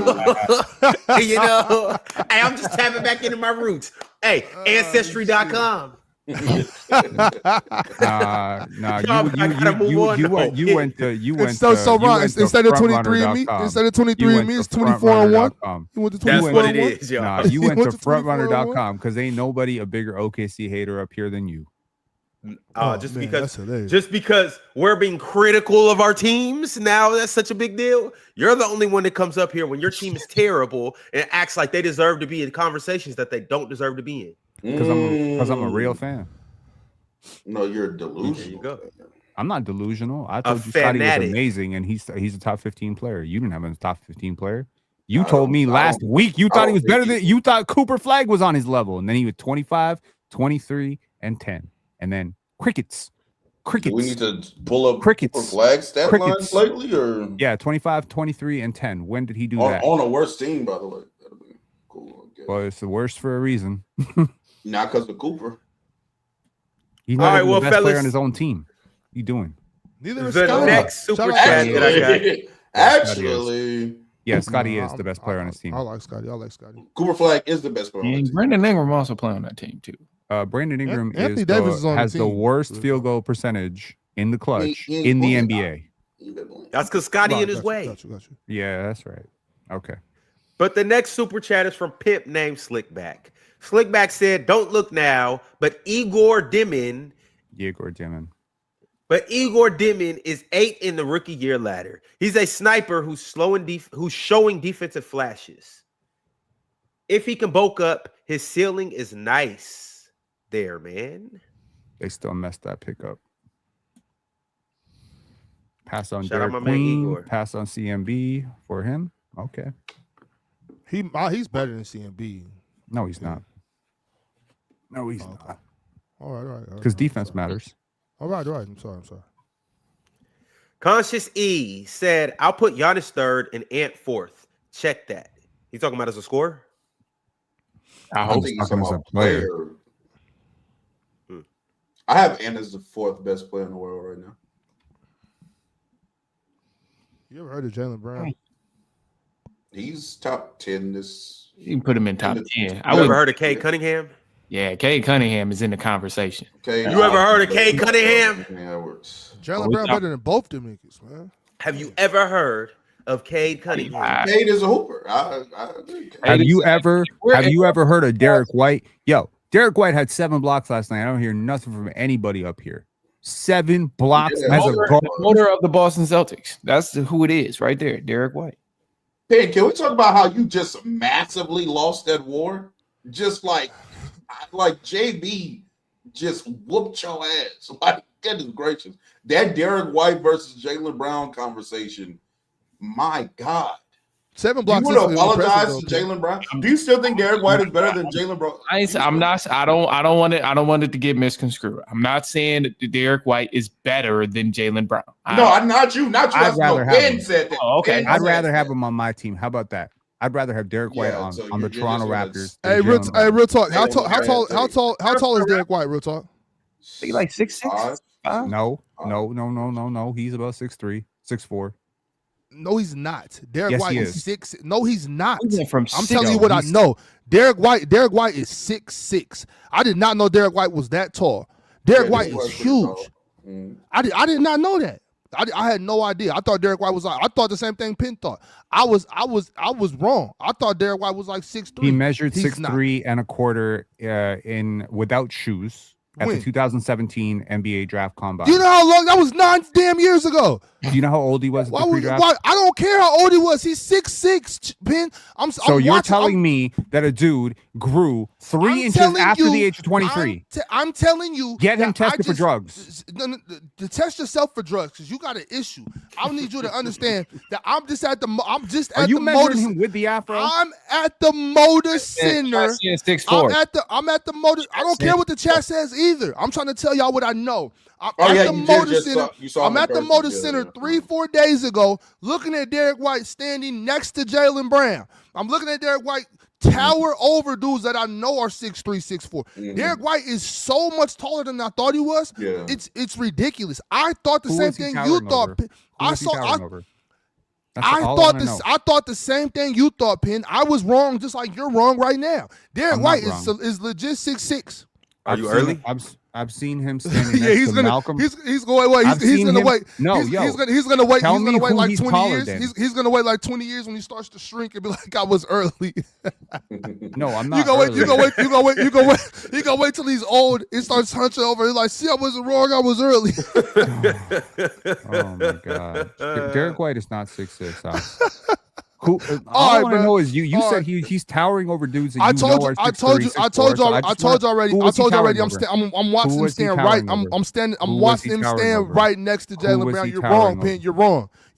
Who was he towering over? You're wrong. All the shorter guys. Cool. How am I lying? And I'm sitting. Stop running. Stop flapping your gums and listen to what I'm saying. I'm watching him. I'm looking at him standing right next to Jaylen Brown. I'm this far away from the dude. He's not 6'3". All right, Manny. Hey, Manny. Before you get up out of here, where can the people tap in? Hold on, right quick, Penn. Where can the people tap in with you for this next year? Tap in on IG, TikTok at The Run Podcast. Search up on whatever podcast platform you use to listen. The Run with Manny Wilson. Check it out. All right, Manny. Y'all heard it here. Y'all see it at the bottom left corner. We'll catch you later, Manny. Go ahead, search it up. Be easy, fellas.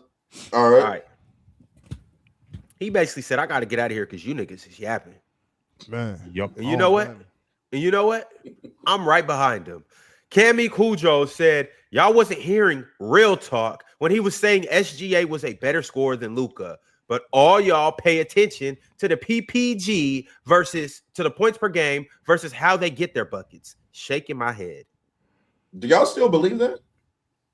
What? Believe what? Yeah, Luka's scoring the ball better than SGA. Hey. We'll Oh, see yeah, that's tomorrow. That's tomorrow. Tomorrow, when we do our top 10 scores in the NBA, we will have to see where everybody is and what the list looks like. But I can promise you this. There's a couple surprising names in there. And I can promise you this. There's a couple guys that got left off the list. Did Scotty Barnes make the list? I put him number 1 on my list. Damn. There you go. I didn't even put him number 1 on my list. I left him at Scotty number 2, Barnes to isn't be even fair. the best scorer on his team. Yeah, real talk. You need to catch sarcasm when it hits you in the face. Oh no, I know you were being sarcastic, but I was being real. He's not even the best scorer on his team. I know you were being sarcastic. Cool. Trey Ray sent through a members chat and said, I was never in favor of the rule, but I find it interesting. The people who think this rule is suddenly stupid for accolades were the people who used games played to call someone a pity MVP. Somebody? I don't know. Anybody? It's getting weird, like, because I don't think if they change the rule, it'll be because of Jokic. It'll be because like the combination of Jokic and Wemby and Giannis and Luka potentially not being. It's not just a Jokic thing. Read it, Pin. Right there in front of you. And yeah, you can't grow up until you're 25 as a man, by the way. Talking about how tall he was in 2017. Yeah, like it ain't 2026 today. Just because I believe that your sanity will be spared of your delusions, I'm gonna send you a link in the private chat. Just go look at it. I'm not gonna click on it. Okay, because it would. Hey, Alex, you better be careful of them links that people be sending you. Right, I'm not. It is a picture of Jaylen Brown towering over You're not finna Derek scam White. me. Pictures can be altered. What me and Ron are sitting there having a conversation about in person. We're talking about this because I told him, I'm like, Ron, did you know Derek White was that tall? I thought he was like 6'3". Ron like, no, he's 6'6". I'm like, does everybody else know this? Am I the only one who doesn't know that he's 6'6"? I'm sitting there having a conversation like, bro, he's like at the least he's 6'5". At the least he's 6'5". He's like 6'4" and a half. Bro, He's no, close. bro, he got long ass arms. Dude is tall as shit. Sure. I did not know this. He like he right there with Jaylen Brown. Him and Chris Murray standing next to each other. I'm like, what the fuck is going on? It's the reason why Derek White and me and Ox was talking about this. It's the reason why Derek White's able to get off the things he gets off. It's the reason why he's able to pick on people. It's the reason why he's able to bully people. It's the reason why he's the defender he is. It's the reason why he be in there grabbing rebounds, hitting those tough layups, bullying people, bodying these guards. Derek White is big. Would you believe that Jaylen Brown measured 6'5" and a quarter at the pre-draft? And you know what? And you know what else? Real talk. I was much more impressed when I thought he was 6'3". That's all I'm saying. Nice. That's all I'm saying.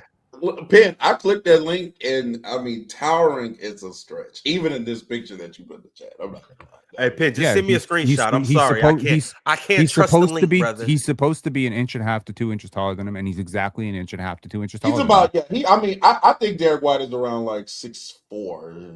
Jaylen Brown is 6'7". Jaylen Brown is 6'7". I don't know why y'all boost people's height. Like I don't know. Like why is it so hard for you to believe that Jaylen Brown, like Derek White, was 23 years old when he was drafted. He measured in at 6'3", but you insist that he's 6'6". And nothing I'm going to tell you is going to change your mind because you saw it with your own eyes. This is the height of ignorance. Truly. So you saying Ox's eyes are ignorant? Are you out of your mind? A dude grew 3 inches. A dude grew 3 inches because you saw it. Just because you've been a Lilliputian all your life does not mean that other people can't grow. Just because you could never grow, it doesn't mean that other people can't. You're a shrimp midget. That doesn't have anything to do with other people. Stop putting your lifelong delusions on other grown ass men. Okay, Pin. He grew. You didn't. It don't got nothing to do with you. Not to argue with idiots. So I don't argue. Then stop arguing with yourself. Stay out the mirror. Stop being a Nimrod. Cool. Adapt. You talking about? Look at the picture. Look at the picture. You've been screaming for 3.5 hours. You get tired? Come on. Can I ask you something? I'm waiting for your dumb ass to tire yourself Be out. for real. I'm just waiting for you to like kind of tire It'll yourself out. It'll never happen because you keep bringing the energy. You keep bringing energy. I thrive off of your ignorance. I thrive off your ignorance. Okay. So which one is truly ignorant? Actually, I gotta run a poll. I thrive off of your ignorance. Who's more ignorant, Lil Ox? Stop being a Nimrod. Let's see. In 2017, they measured him. It's impossible to grow past 23. I didn't say it's impossible to grow past 23. What was KD's height? What was he listed at barefoot? Well, first of all, KD was 19 or 18 when he was measured. So it's perfectly possible for KD to grow an inch or two. That's perfectly fine. So it's not possible for anybody else to grow an inch or two? Okay. So try to follow what I'm saying here. I'm not trying to follow you because you're 19 and 23 are very different ages when it comes to growth plates. How different? Okay, how much did you grow after 23? How different? Did you grow 3 inches after 23? Did I? I'm not Derek White. I'm not Derek White. Have you ever met a single person? I'm not Derek White. I actually did. How about this? I actually did. Ron actually did. You grew 3 inches after 23. A lot. I actually did. After 23, Ron. 3 inches. Ron actually grew a lot. Sorry. How much did you grow after 23? All that matters is how much did Derek White grow. Okay, so here's the thing: if he grew 3 inches, we not Derek White. Like you saying after 23, then he is like one of a million type of example.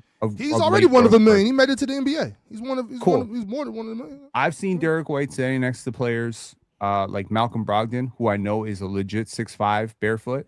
And I think Malcolm Brogdon a huge dude. Like Malcolm Brogdon is a surprisingly big dude. I've met Malcolm Brogdon. I've seen him up close. Like he's huge. Yes. Malcolm Brogdon's tall. Yes.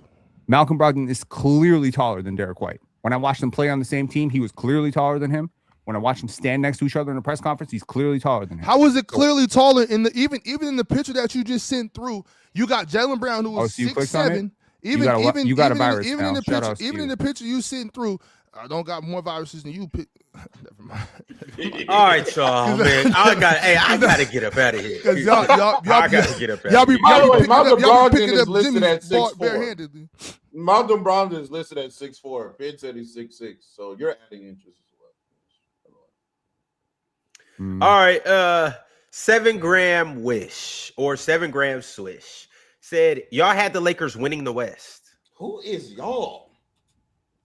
I think he's talking about you. Oh no, yeah. He got to be talking about you. That. Nah, Ox was saying that shit before. I was saying that they could. Yeah, I still think they could. So Malcolm Brogdon measured at 6'4" pre-draft barefoot. So that's 6'5" in shoes. So he is 6'5". If we're talking in shoes, he's 6'5". Okay, so wait, Derek White 6'4" Derek White measured at 6'3" and a quarter. Malcolm Brogdon do they wear the same shoes? 6'4". Do they wear the same shoes? So I don't know. You playing basketball in Timberlands? I'm saying, do they wear the same shoes?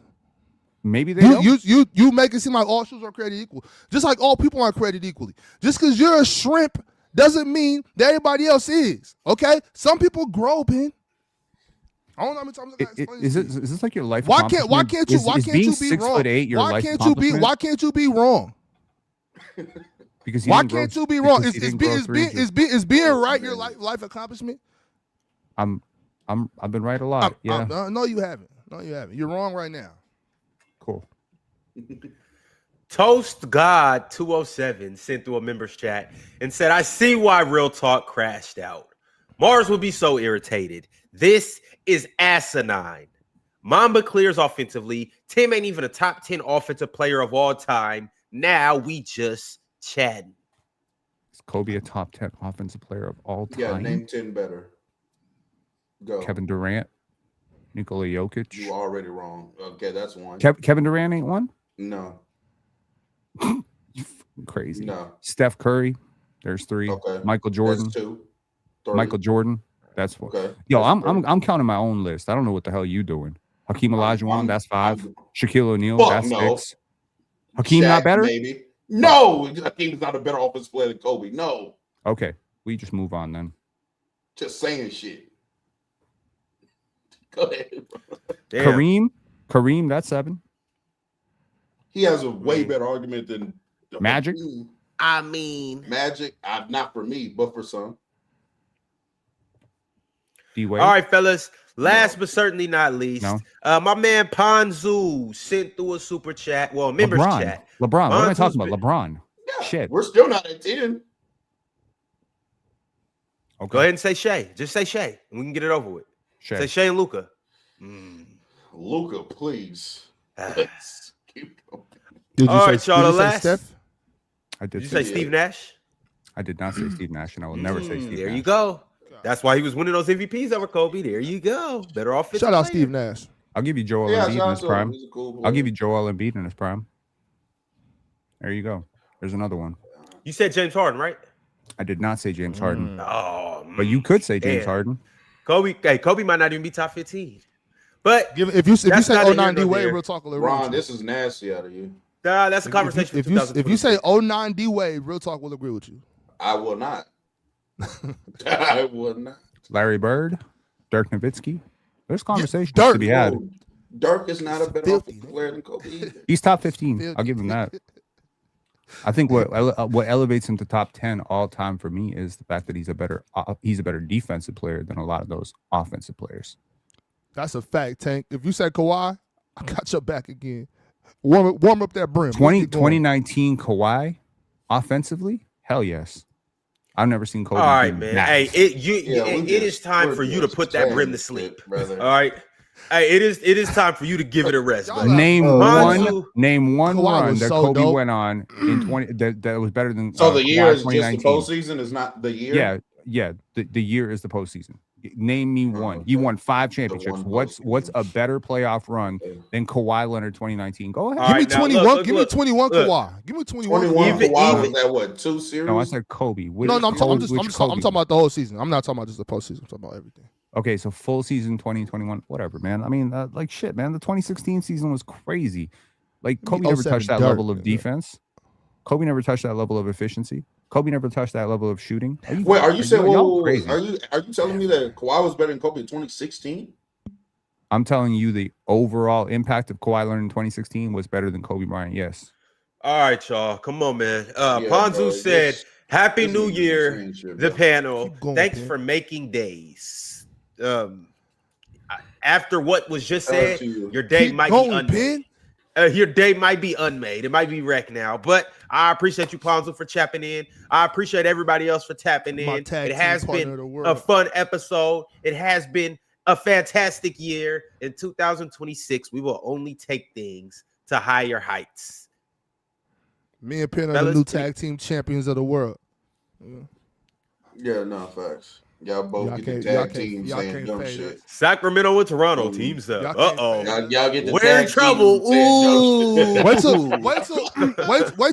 DeMontis gets traded to Toronto. The Toronto Kings. Yo, Ron. At least my championship banner hanging behind me, not hanging in Oklahoma. Eat it, hater. Eat it, hater. Eat it, hater. All right. Yeah, I took you for a light beer dude. I definitely did. Yeah. You want a light? Yeah, take that light.